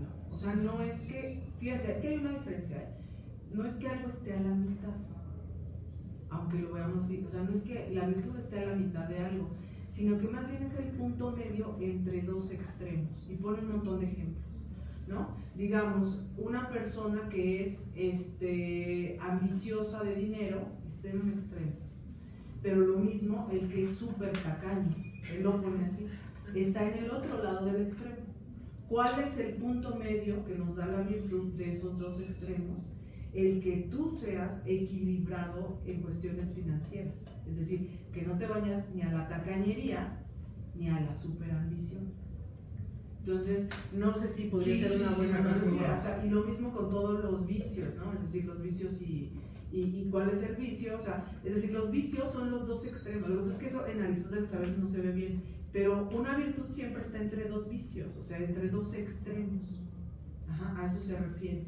Entonces, y no significa que estés completamente a la mitad, porque él pone un montón de ejemplos, ¿cómo se llama, por ejemplo, esta virtud? En donde tú tienes la virtud de organizar, o sea, de ser un organizador, o sea, organizador de cosas. Tiene un nombre, no me acuerdo ahorita, pero bueno, Aristóteles lo pone. Y es decir, o sea, hay gente que está en el extremo de yo no organizo ni más, no me gusta. Liderazgo.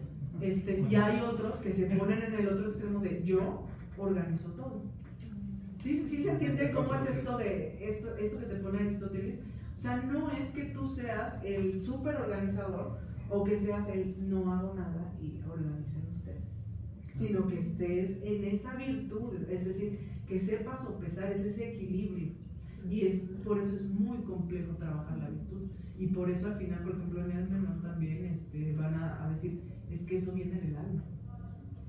Sí, digamos, el punto de la analogía, o por lo que puede ser exaltada la analogía, es porque si hablamos de arte, si queremos discutir que un sándwich pegado en una pared es una obra de arte, está padrísimo, podemos discutirlo felices, pero discutir si un ser humano es humano una vez que perdió el lóbulo frontal es un poco más complicado. No sé si estamos de acuerdo en eso. Entonces es donde la analogía es propuesta para eso. Si uno quiere pelearse respecto al sándwich pegado a la pared, ¿a quién le importa el sándwich en la pared? Es muy sabroso, súper sabroso el tema, pero no involucra algo que, pues a lo mejor gente como yo piensa que es valioso, que es la vida del ser humano y la vida con calidad. Sí. ¿Se acuerdan de Humberto?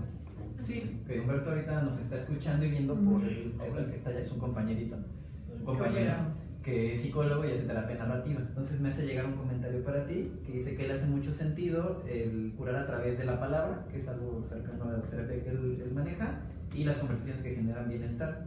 Que por otro lado piensa que el coaching es peligroso, ya que generalmente no son personas con entrenamiento como son los psicoanalistas o los psicólogos con determinadas líneas, ¿no? Y yo te quiero decir las 5 preguntas y tú eliges cuál respondes, ¿no? Sí. Porque ya nos quedan 10 minutos, 9 minutos.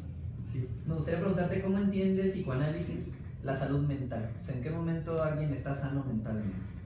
Segunda, ¿cómo se define aquello perverso? ¿No? Porque entiendo que cuando decíamos de lo heterosexual o lo homosexual era algo perverso, pero o sea, ¿qué es como lo que no es normal o lo que no es mayoritario? ¿El sentido de muerte se visualiza en algún momento de manera colectiva? Entonces esta pregunta la saco porque si tomamos el principio de muerte como que yo estoy buscando morir, ¿existe algún proceso similar de manera colectiva que nos esté llevando a la muerte de la especie? ¿Existe algún estudio de libre asociación en internet? O sea, de todo lo que la gente sube a internet, ¿alguien se ha puesto a estudiarlo para ver qué cosas salen?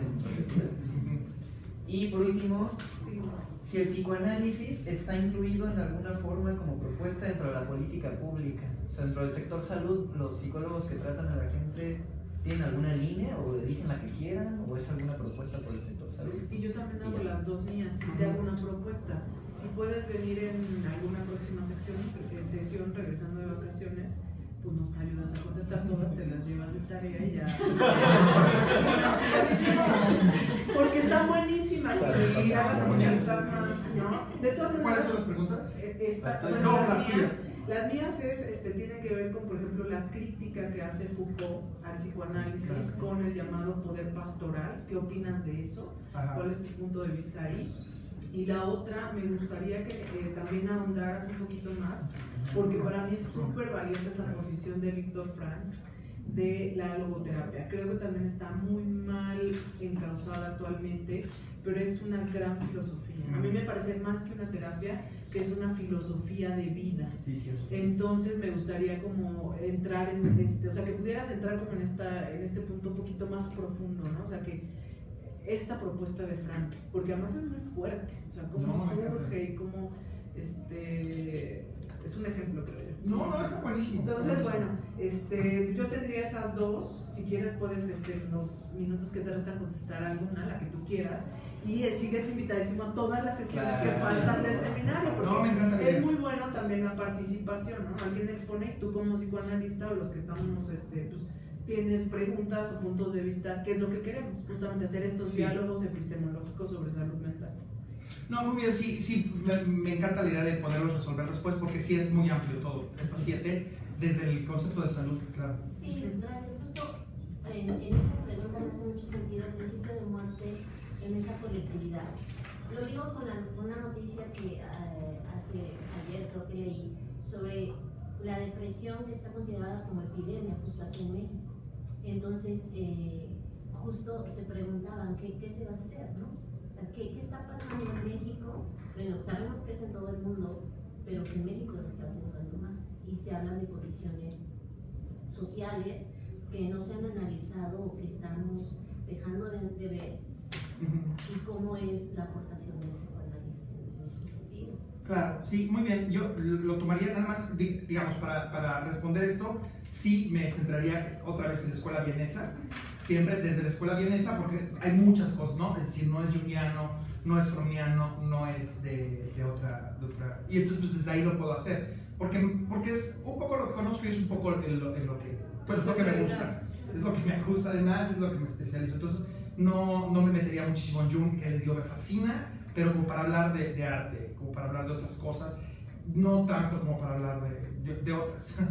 Es como, ahí sí entraría también otra cuestión hermenéutica, que es diferentes herramientas para diferentes ostras. Decía Oscar Wilde, decía, no vas a utilizar, o sea, que me equivoqué de tenedor, decía, ¿no? Al respecto de su vida. Me equivoqué de tenedor al abrir la ostra. Es una manera bonita de decir, es que yo utilicé la hermenéutica equivocada para interpretar lo que estaba sucediendo con mi propia carrera, ¿no?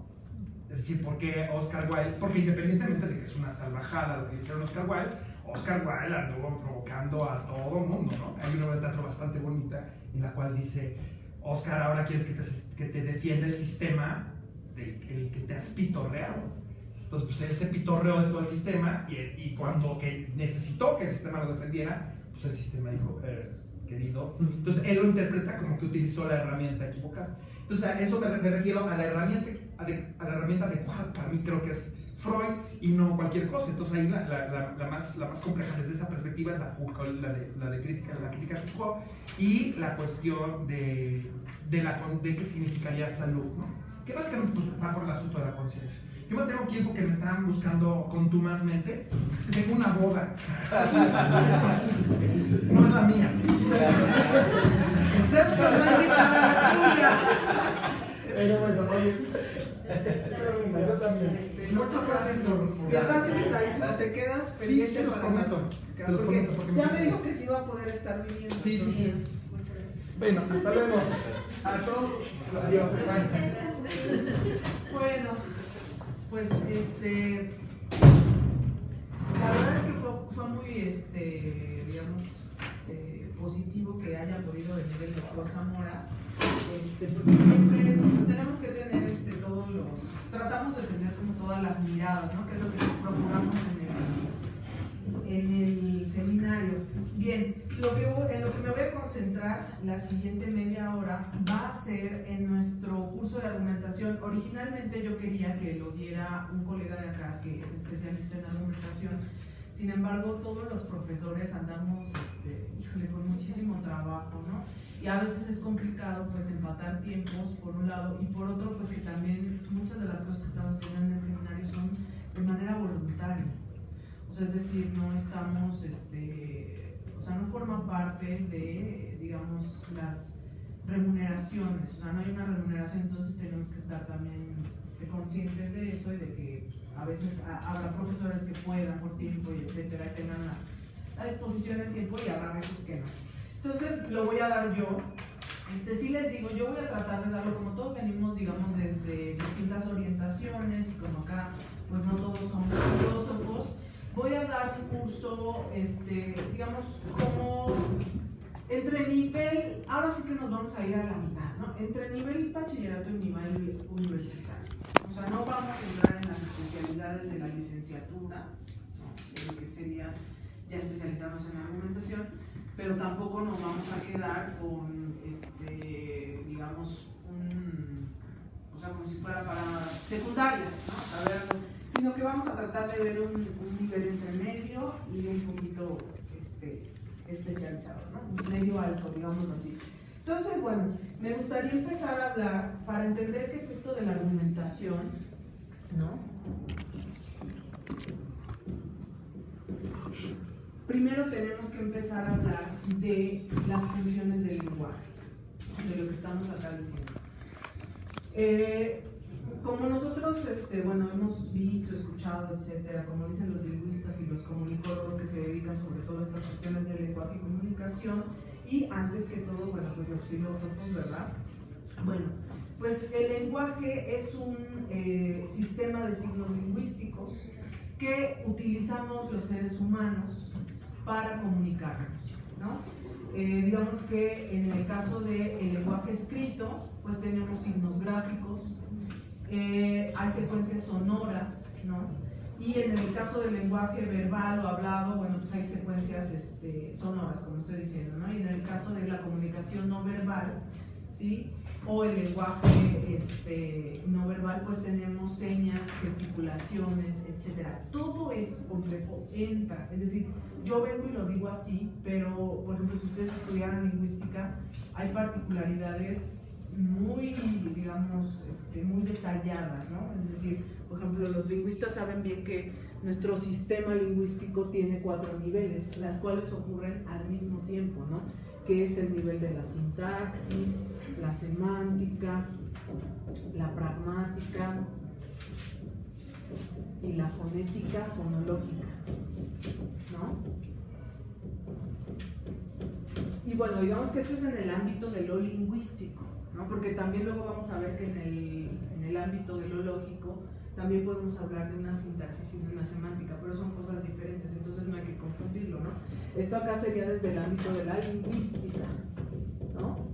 Entonces tenemos que la parte sintáctica, ¿a qué se refiere? A ver el orden en el cual nosotros acomodamos nuestras expresiones, ¿sí? Nuestros enunciados lingüísticos, lo que ya emitimos o lo que escribimos o lo que... No, el orden, es decir, por ejemplo en alemán, yo en alemán no puedo mover para ciertos casos el verbo de la posición 2. En español hacemos lo que se nos da la gana. Muevo el verbo acá, allá, segunda, tercera, cuarta, quinta, y se puede entender. O sea, pues sí, me gustaría decir algo muy importante. Finalmente el lenguaje estructura mucha parte del pensamiento, y hay que irlo entendiendo desde esta forma de la sintaxis. O sea, el pensamiento de un alemán, por eso decimos que está cuadrado, porque tiene una sintaxis también de acuerdo al lenguaje que utiliza, y el de nosotros se va moviendo. Esa es una, digamos, eso es, podría ser un prejuicio lingüístico que han estudiado los filósofos. O sea, sí es una pregunta filosófica, sí hay quienes sostienen esto como, o sea, sí es una pregunta filosófica, pero digamos dentro de la lingüística, sí el lenguaje o la lengua en la cual naces te determina tu pensamiento. Pero ese es un problema filosófico muy fuerte. ¿Y en qué va? Hay quienes sostienen que sí, hay quienes sostienen que no. Yo soy de los que sostienen que no. O sea, la lengua materna con la cual naces no puede determinar tu pensamiento. O sea, digamos, tienes una manera de estructurar tus pensamientos, pero eso no puede determinar la manera en la que piensas. ¿Sí me explico? O sea, lo que tú acabas de decir es un como prejuicio que también se hace, por ejemplo, con las cosas de sonoridad del lenguaje.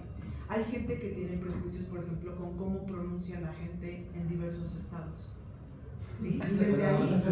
Sí, y es lo mismo, es la misma idea. Es que el alemán es un cuadrado, es un nazi, porque desde su lengua que es analítica, quién sabe qué, quién sabe qué, quién sabe cuánto. Para mí son prejuicios, es como lo que decía un poco ¿Pero por qué piensas que no? Porque yo creo que más bien nacemos en cierta comunidad lingüística, ¿no? O sea, por diversas razones, y eso no quiere decir que yo no puedo entrenar mi pensamiento y tener razonamientos correctos, como lo que llamaría la lógica. Tanto el alemán como el belga, como el portugués, como el quién sabe qué, puedes entrenar tus razonamientos, tu manera de hablar, tu manera de pensar, y además creo en la traducibilidad. O sea, yo puedo traducir perfectamente lo que yo estoy diciendo al alemán, y eso no quiere decir que mi pensamiento es superior o inferior al de él, aunque él lo haga de otra manera. Ajá. Dentro del idioma náhuatl, de la lengua náhuatl, existe el dialecto mazahuali, que solamente se habla en ciertas regiones de donde yo soy y de la parte no, y de la parte más cercana a la montaña. Sin embargo, el mazahuali se dividió tanto que una parte de la zona árida de Morelos lo habla de cierta manera, que no se entiende con la zona de la montaña. Estamos hablando del pueblo donde yo vengo yo, que está Telcinco, y del pueblo que está más cercano al volcán, que es casi por fuera, que se llama Tetela, que aunque ambos hablan macehual, ninguno de los dos puede entender lo que el otro dice. Y es algo muy particular, porque aunque ambos quieren decir la misma idea, dicen, yo sí quiero decir esto, lo digo con esta palabra. Y la otra persona dice, sí, pero si yo quiero decir lo mismo que tú quieres decir, utilizo esta palabra. Dicen así tal cual, tu palabra que tú quieres usar, en la forma en la que yo la hablo, significa esto. Entonces, ahí es la forma en que no es que tú decías, sino quieren comunicar las ideas, o sea, quieren literalmente expresar lo que quieren, lo que están pensando. Pero como para ellos no es ninguna manera diferente. ¿Por qué? Porque ambos provienen de la misma, por así decirlo, ambos son una delegación de Xochimilco que se instaló en Morelos y se dividió hacia toda la región. Sin embargo, las ideas son muy similares en la forma en que las quieren expresar, pero las palabras no llegan a ser las mismas. Sí, eso pasa todo el tiempo, ¿no? O sea, es decir, pero digamos, yo sí soy de la posición en donde considero que sí, obviamente va a haber cosas inconmensurables a nivel traducción, pero hay otras que no. O sea, y que depende pues del contexto y de un montón de otros elementos lingüísticos, que digamos un poco lo que vamos a ver acá, ¿no? O sea, es decir, entonces acá tenemos la sintaxis, tiene que ver con el orden en el cual yo estructuro mis oraciones, ¿no? Mis oraciones, digámoslo de una manera común, que son, bueno, son la emisión por escrito o verbal, en donde yo estoy reflejando lo que pensé, de cualquier cosa, ¿no? Y luego la semántica, bueno, es lo que tiene que ver con el significado, ¿no? Que yo le doto a ciertos conceptos, ciertas nociones, etcétera, ¿no? Es el significado. Luego la pragmática, digamos que es un asunto un poquito más, bueno, es un nivel más complejo porque tiene que ver con el contexto en el cual yo estoy diciendo mis enunciados, mis expresiones lingüísticas, etcétera. Ejemplo, ¿no? Acá en México, en nuestra comunidad, si yo digo Chile en un contexto, en una clase de geografía, voy a entender que es un país, estoy hablando de un país. Si yo digo Chile en el concepto de una clase de gastronomía, voy a entender que estoy hablando de una verdura, ¿no? En el caso mexicano, ¿no? Pero si yo digo Chile en el contexto de una comunidad de estudiantes de preparatoria que están despertando sus hormonas sexuales, probablemente están hablando del miembro masculino, ¿no? O sea, del pene. Entonces, eso es la pragmática. Dependiendo de mi contexto, voy a tener una comprensión diferente de lo que me está hablando cierta palabra, o sea, cierta palabra, cierta oración, ¿no? O sea, digamos, estoy haciendo como ejemplos breves, ¿no? Esto es mucho más. Y en el nivel fonético-fonológico, bueno, entran estas cuestiones de cómo pronunciamos los distintos fonemas o sonidos que conforman nuestras lenguas, ¿no? No todas las lenguas tienen los mismos sonidos o los mismos fonemas, ¿no? Por ejemplo, en la lengua alemana igual, bueno, pues tienen 3 fonemas para la R, ¿no? O lo que nosotros llamamos R, esta letra tiene un sonido, ese sonido es un fonema. Nosotros tenemos 2 sonidos o 2 fonemas, ¿no? En español para esto, la R y la R, ¿no? Y en cambio, por ejemplo, hay idiomas como el francés o el alemán que tienen 3 fonemas para ese mismo signo, ¿sí? El R, ¿no? El R y el otro, ¿no? Entonces puede ser diferente, ¿no? Entonces, ejemplo, ¿no? ¿Qué hacen los lingüistas? Nosotros, por ejemplo, pronunciamos esta palabra, ¿no? La vemos así escrita, este signo, decimos taxi, pero si yo hago la traducción de fonema, esto va a ser así. ¿Sí? Con K. O con K, perdón, sí. El fonema es con K, ¿no? Entonces, y así, ¿no? Esto sería, digamos, como, bueno, son los niveles que tenemos ahí lingüísticos, ¿no? Y que, bueno, nos sirven. Ahora está el otro que tiene que ver también acá con la pragmática, la cuestión de las señas, los gestos, etcétera. Yo puedo decir, sí, estoy súper contento. O sea, puedo estar diciendo esto, pero toda mi comunicación no verbal indica, ¿sí?, que estoy enojada, o que estoy triste, o que estoy... Esto también, bueno, son cosas así, ¿no? Ahora, bueno, por otro lado tenemos que también está lo que los sociolingüistas, otra definición que dan del lenguaje, es que el lenguaje es una construcción social, ¿sí? ¿Qué dicen los sociolingüistas, o bueno, la gente que toma esta postura sobre la definición del lenguaje? Que bueno, los signos lingüísticos forman distintos tipos de lenguajes y que las lenguas son más bien convenciones sociales, ¿no?, que son el resultado de la invención o de la creación humana, y que bueno, esta invención o esta creación responde a la necesidad de comunicarnos, de expresarnos, ¿no? Entonces, digamos que en ese sentido el lenguaje sería un bien social, un bien común, compartido por una comunidad de hablantes, y además que está sujeto a la historia. Esto también es muy importante, acá meten el elemento histórico, ¿no? Entonces está sujeto a la historia y obedece obviamente a la exigencia de los hablantes, es decir, que es un organismo vivo. Las lenguas o lenguaje son un organismo vivo porque están en constante construcción, en constante movimiento, en constante cambio, transformación, es decir, que no son estáticos, ¿no? Y algunas de sus funciones, bueno, pues pueden ser informar, expresar, mandar y rogar.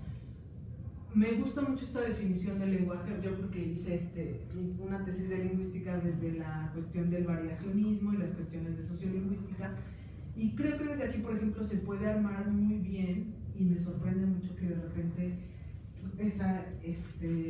pues gente que es especialista en lenguas, ¿no?, como los hispanistas, tengan declaraciones como, por ejemplo, el lenguaje inclusivo es una tontería.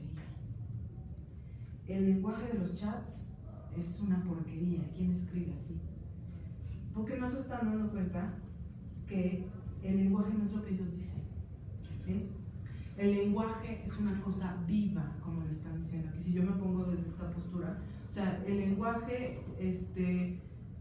mientras cumpla con sus funciones, dependiendo de la que esté adquiriendo en el contexto en donde esté siendo utilizado, va a ser eficaz o no, o sea, va a tener ciertas cosas, ¿no? Entonces, ¿por qué yo escribo con abreviaciones en mi chat, quién sabe qué, y le pongo NTP en lugar de no te preocupes y quién sabe qué? Porque el propio medio me lo permite, ¿sí? Porque el lenguaje también va de la mano con la tecnología, ¿sí? Porque no me importa que tú digas que yo no puedo escribir todas con arroba o todos, y que estoy aquí incluyendo, ¿no?, o todes, como se está proponiendo ahora, porque la sociedad está cambiando. O sea, esto es solamente una convención de un reflejo de los cambios que se vienen, ¿sí? O sea, cuando la gente, ¿qué es lo que ha tenido que hacer la Real Academia? Al final, aceptar un montón de cosas. ¿Por qué? Porque es la gente viva la que usa las lenguas. Si una lengua no se usa, se muere, ¿sí? No es lo que venga y me diga el especialista no sé qué, que ay, me parece un arrebato de las feministas que intenten cambiar la lengua es lo que nos... No, señora, o sea, la lengua no es lo que usted dice, la lengua es lo que nosotros como hablantes vamos a convenir, y las convenciones, entiéndanse bien, no son a nivel papel y contrato y lo firmo, no, las convenciones son algo que se va dando, ¿sí? Es como las relaciones, tú empiezas a vincularte en amistad con alguien y por convención te hiciste amigo de esa persona, pero es una convención, digamos, implícita. No llegas tú con un papel y le dices, oye, firma, ¿no? Ya, vamos a ser amigos a partir del 2 de enero de no sé cuánto, y este es nuestro contrato. Porque muchas veces convención se quiere entender así como un contrato. No se refiere a eso, sino que se refiere a esto. O sea, que la lengua está viva, y que va a haber cambios, transformaciones. Por ejemplo, el verbo escribir, hubo en algún momento en un siglo que se escribió así, creo, y luego cambió la regla, cambió la norma, porque la gente empezó a escribirlo así, ¿sí? Entonces también por eso es histórico. Murciélago, ¿no? Murciélago, o sea, muchas cosas. No es lo que, digamos, pues muchas veces lo que los, digamos, los sociolingüistas o los que están más de acuerdo con la postura en la que yo me inserto en este caso, en este sentido, están muy conscientes de esto, han hecho muchos estudios sociolingüísticos al respecto sobre variacionismo, y por ejemplo, pues sabe, ¿no?, que estos cambios no dependen de que alguien tenga una, pues son conservadores, ¿sí? Están de acuerdo con la norma, ¿no? Y para mí, pues todo conservadurismo, digamos, a nivel lingüístico, pues, me parece un poco inútil para ciertos contextos. O sea, tú tienes que saber distinguir los contextos. Es decir, si tú vas a escribir en un contexto en donde te piden un trabajo formal, ¿verdad? Un trabajo formal, académico, pues no vas a poner NTP o una carita feliz. Y si lo haces, pues claro que el maestro te va a venir y te va a decir, ¿no? Te va a corregir, como pasa muchas veces en prepa. No pongas un emoticón, no es el contexto. Entonces, simplemente hay que saber diferenciar. O sea, no puedes querer llevar tu contexto académico, ¿sí?, de no se puede escribir todes en un artículo especializado, a lo que de manera común a lo mejor la gente quiere hacer, ¿no? Y quién sabe, porque a veces sí se brinca. O sea, no sabemos si de aquí a 1000 años ya vamos a escribir todes, o se va a escribir todes hasta en artículos científicos. O sea, es algo que tampoco se puede saber a futuro, sino simplemente hay que estar conscientes de que hay transformaciones. ¿Pregunta? Sí, justo me recuerda a Vygotsky, ¿no?, que lo veía Vygotsky es muy como bueno. una herramienta y como un proceso social, histórico, cultural. Sí. Entonces me quedo pensando, yo también soy de la idea que la arroba y todo ahorita no está, es como que se está invisibilizando o tratando, pero la fuerza, exacto, con X, ¿no? O sea, es como ir en contra de desde el punto de vista de la inercia. O sea, en algún momento eso va a cambiar, como ha cambiado muchas palabras que ya no usamos, ¿no? En la antigüedad, que se usaban y se dejaron ya de utilizar. Pero creo que a mí me hace sentido recordando a Vygotsky también. Sí, Vygotsky lo estudian mucho también los lingüistas para estas cosas. Entonces sí, y bueno, es como les digo, va cambiando, ¿no? Hay que estar conscientes de eso. Por ejemplo, sé que he leído que en Estados Unidos, por ejemplo, ya muchos papás están decidiendo a los niños no enmarcarlos ni siquiera desde el lenguaje en un género. O sea, ya no le dicen ni él ni ella. La verdad no sé cómo le hagan, pero bueno, el punto es que ya no lo están usando. ¿Para qué? Para que tú tengas la posibilidad de decidir si quieres ser de los dos, si quieres ser uno, si quieres ser otro, o si quieres ser otra cosa. O sea, entonces está pasando, ¿no? Bueno, entonces, digamos, bueno, esto es el lenguaje, como lo entendemos desde estas dos cosas. Y luego, para ya entrar a la cuestión de la argumentación, bueno, tenemos que ver que el lenguaje cumple con distintas funciones, ¿no? ¿Qué vamos a entender por funciones del lenguaje? Bueno, pues digamos que con una función del lenguaje nos vamos a estar refiriendo al propósito que se trata de satisfacer mediante el lenguaje y las intenciones comunicativas que tenga el emisor. ¿Cuáles serían estas funciones? Bueno, tenemos a la función informativa, a la función expresiva, a la función directiva, a la función argumentativa y a la función performativa. ¿A qué se refiere la primera función, ¿no?, que es la función informativa? Bueno, esta función informativa, como bien lo dice el título, ¿no?, el nombre, tiene que ver con describir el mundo. Describir el mundo, informar sobre lo que yo estoy viendo, etcétera, ¿no? Narrar alguna cosa, ¿no? Y bueno, acá voy a empezar a meter cosas ya de argumentación y de lógica. Pongan mucha atención porque luego las vamos a ver las definiciones de estas cosas, ¿no? Entonces, bueno, en esta función lo interesante es que nosotros afirmamos proposiciones que pueden ser verdaderas o falsas. Se busca generar conocimiento. ¿Qué ejemplos nos encontramos de este tipo de función? Textos científicos, textos académicos. En esta función no pretendemos ni conmover ni convencer. ¿Por qué? Bueno, pues porque no estamos, digamos, en otro tipo de función, ¿no? Una función emotiva, o sea, no, expresiva, podemos decir. Entonces, lo único que queremos es describir, informar. Y a esas bueno, a ver mis alumnos, ¿qué es una proposición? Es una ansiedad que tiene un valor de verdad. Sí, digamos que ya cuando nosotros vamos a ver cuestiones de argumentación, vamos a estar hablando de proposiciones. ¿Qué es una proposición? Es, digamos, la formalización, ¿no?, de un enunciado, de algo que estamos expresando, y a lo cual además le podemos asignar lo que lógicamente denominamos nosotros como valor de verdad o valor de falsedad. Ajá.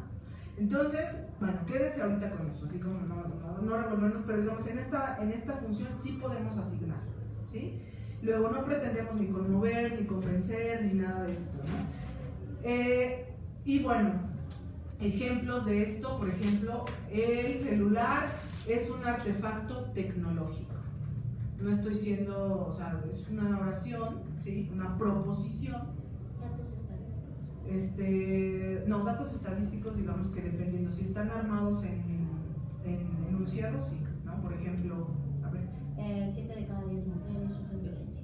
Puede ser, sí, está describiendo, ¿no? Bueno, ok. Luego, en la siguiente función, ahí sí ya tenemos que es una función expresiva. Acá, ¿qué queremos o qué buscamos? Bueno, expresar, generar emociones, sentimientos, ¿no? Y estas carecen de valor de verdad, ¿sí? Es decir, a este tipo de enunciados, de proposiciones que tienen que ver con la función expresiva, no les podemos asignar ningún valor de verdad. Ajá. Yo puedo decir, ay, qué hermoso está el día, ay, qué bonito, tal cosa, ¿sí? No como estos enunciados, este tipo de enunciados no se les puede asignar un valor de verdad, ¿sí? En otros términos, no pueden ser analizados lógicamente. Es decir, otra cosa, no me sirven para hacer argumentos, para hacer inferencias, ¿sí?, de cierto tipo.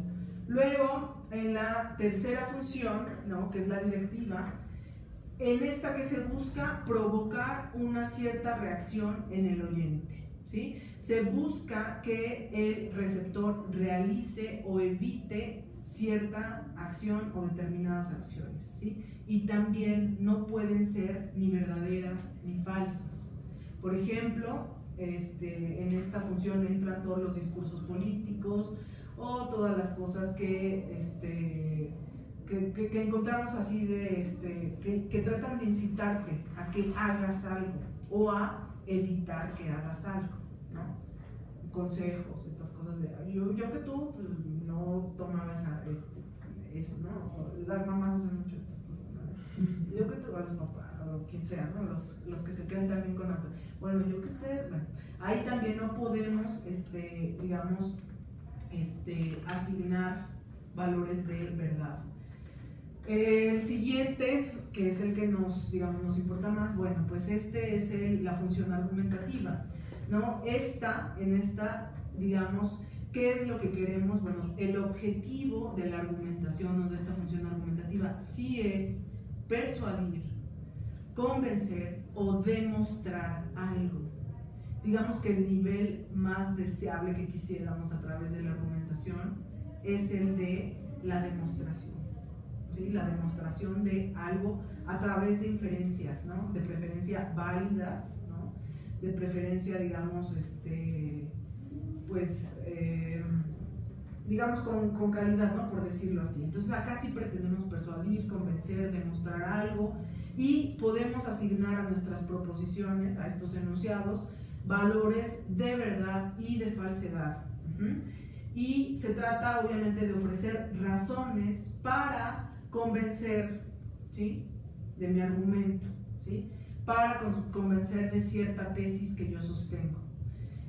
Aquí voy a meter algo también importante. Cuando nosotros hacemos un texto argumentativo, tenemos un texto argumentativo, bueno, pues sabemos que tenemos un texto argumentativo que tiene, o qué es lo que lo caracteriza, es que tenemos que tener una tesis que vamos a defender, es decir, una postura que yo voy a defender a través de ciertas razones.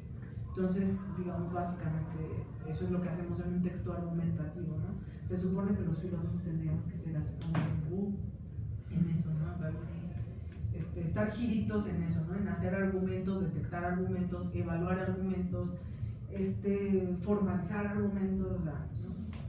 Bueno, la última que tenemos, que es la performativa, la verdad es que es una función muy interesante pero muy compleja del lenguaje, porque no se va a limitar a la simple transmisión de un mensaje, de una idea, como en los otros 4 casos, sino que además tiene la capacidad de convertirse en acciones y transformar el entorno del oyente.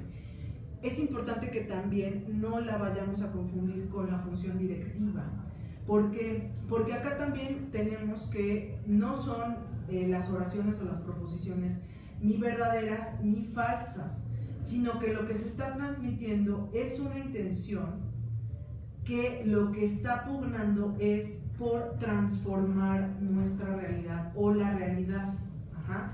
Y condiciona, lo importante de esta función performativa es que va a condicionar todas nuestras respuestas a futuro, ¿sí? O las respuestas a futuro del otro. Por eso es muy, muy fuerte, ¿no? Entonces siempre hay una expectativa, un condicionamiento para que alguien actúe de determinada manera. Ejemplos de esto, por ejemplo, las promesas, ¿sí? O sea, la promesa no solo es la transmisión de un mensaje, sino que tiene esta función performativa en el sentido de que está condicionando cierta cuestión, cierta acción y va a transformar el mundo, ¿sí? Si yo te prometo ser fiel para el resto de mis días en una ceremonia de matrimonio, eso te va a condicionar, me va a condicionar y va a transformar nuestra realidad. De esto hablaba el filósofo que les mencionaba la vez pasada, ¿no? Que tiene que ver con esto del acto ilocutivo, performativo, bla, bla, bla, ¿no? Que es Austin. Él se da cuenta de estas cosas, que hay cosas que son muy fuertes, ¿no? Y además culturalmente. Por ejemplo, y ya con esto cerramos porque faltan 4 minutos y ya lo demás lo seguimos viendo. Digamos, esta es como la introducción, ¿no? Ya la próxima sesión ya entramos más de lleno, pero es bueno tener estas distinciones. Por ejemplo, hay culturas en donde si yo estoy casado y le digo a mi mujer, te repudio, te repudio, te repudio 3 veces, en ese momento automáticamente quedo divorciado de esa mujer. ¿Sí? Entonces yo te puedo decir, te repudio, pero ya. ¿No? Un poco como lo de Beetlejuice, ¿no? Beetlejuice, hasta cierto límite, ¿no? O sea, porque ya la 13ª, ¿no? Pues no sé cuál era, ya transforma la realidad, y es un performance, a eso se refiere, es un movimiento que transforma la realidad. Entonces, con el lenguaje hacemos cosas, ¿no?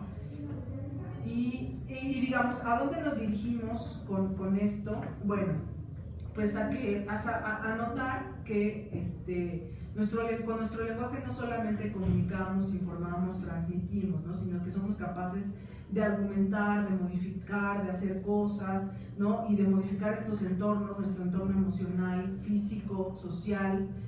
Somos capaces de lograr que el otro haga cosas con nuestro lenguaje, ¿no? Y también es importante saber que, bueno, lo vemos así didácticamente, pero muchas veces estas funciones no están así en estado puro, sino que están interrelacionadas, ¿no?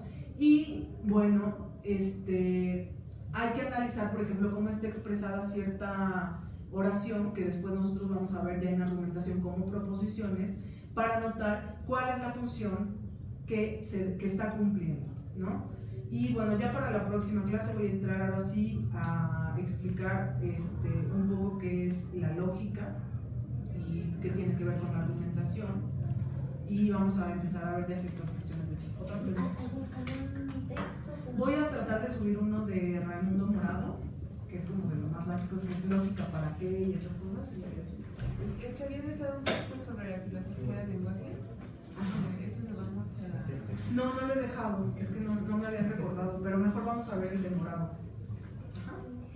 Y solo una duda, esta función del lenguaje performativa, como las promesas, pareciera que me da la impresión que es en una sola dirección. Lo performativo también incluye como esta bidireccionalidad, es decir, que en el diálogo se genere esto para hacer un cambio de de la realidad o de las acciones? Pues yo diría que más bien sí es un poquito unidireccional. Ah, ok. Ujú.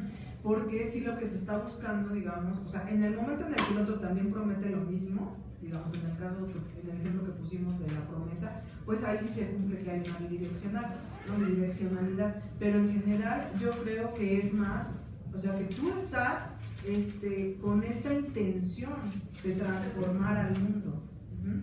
Entonces casi siempre es de uno hacia afuera. Es mucho más, digamos, fuerte, por ejemplo, con respecto a la directiva, ¿no? Porque la directiva es como, digamos, más tiene que ver con la cuestión misma de la comunicación. Y en cambio o sea, no solamente se trata de transmitir, sino que yo estoy condicionando.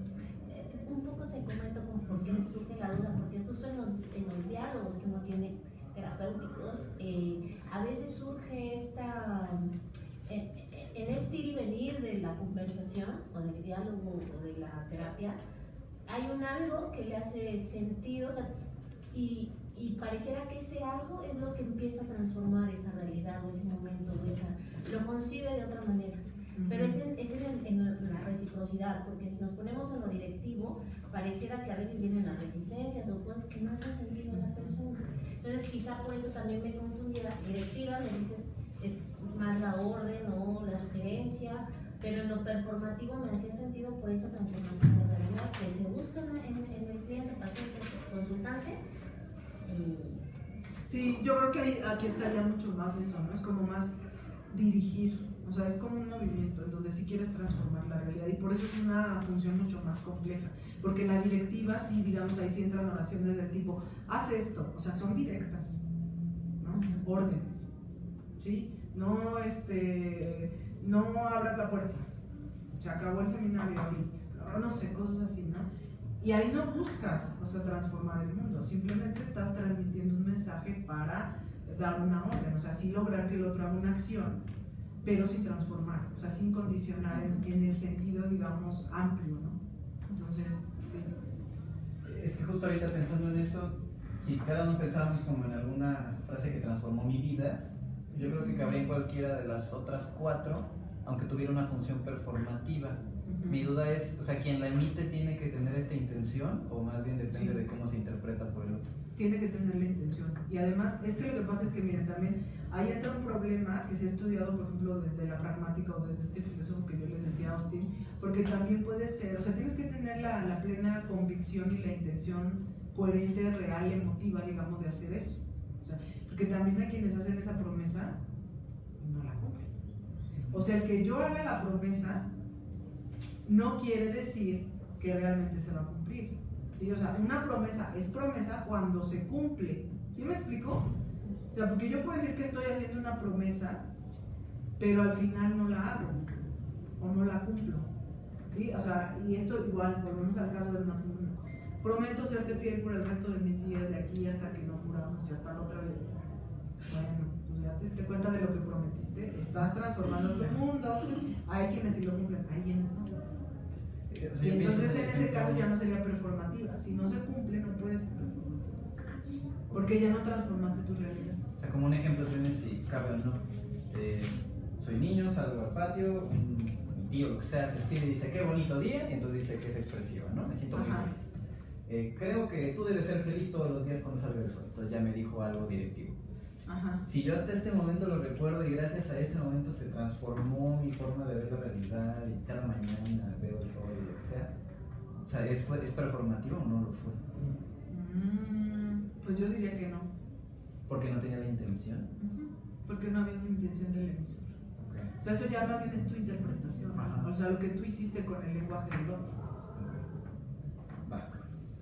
Yo solo me preguntaba si hace un momento que le hacen la invitación a Zamora, Ajá. eso era performativo, porque lo que según yo es tienes la intención y de alguna forma como que lo comprometes y él termina diciendo que sí, aunque no sabemos si va a pasar.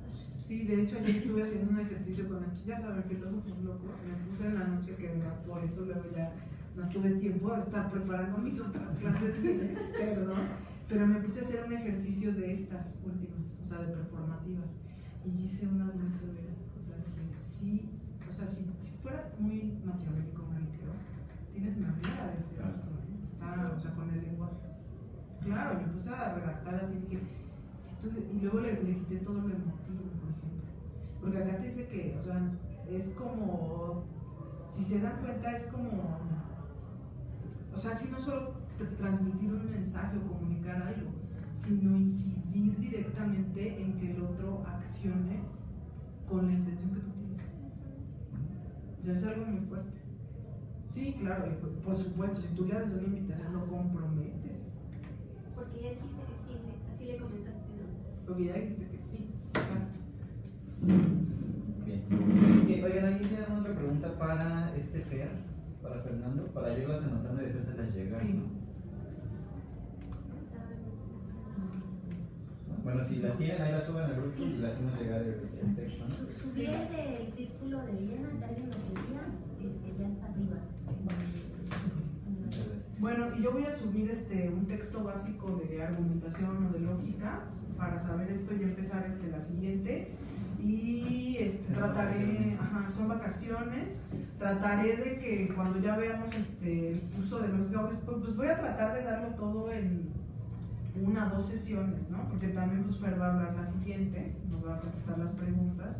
Y digamos que esto es más o menos básico, o sea, nada más para saber qué es un argumento, qué estamos considerando como un argumento válido, qué tipos de argumentos hay, cuáles son las falacias más comunes, formales e informales, ¿no? Etcétera. Como que esto, para que cuando nosotros dialoguemos, ya estemos, digamos, mucho más despiertos para decir, lo que acabo de decir es una falacia, ¿no? Y que además, o sea, eso lo cometemos todo el tiempo todos. Todo el tiempo nos estamos equivocando, porque nuestro pensamiento no es lógico, o sea, no estamos entrenados para eso. Ni aunque seamos filósofos, o sea, cometemos estos errores. ¿Sí?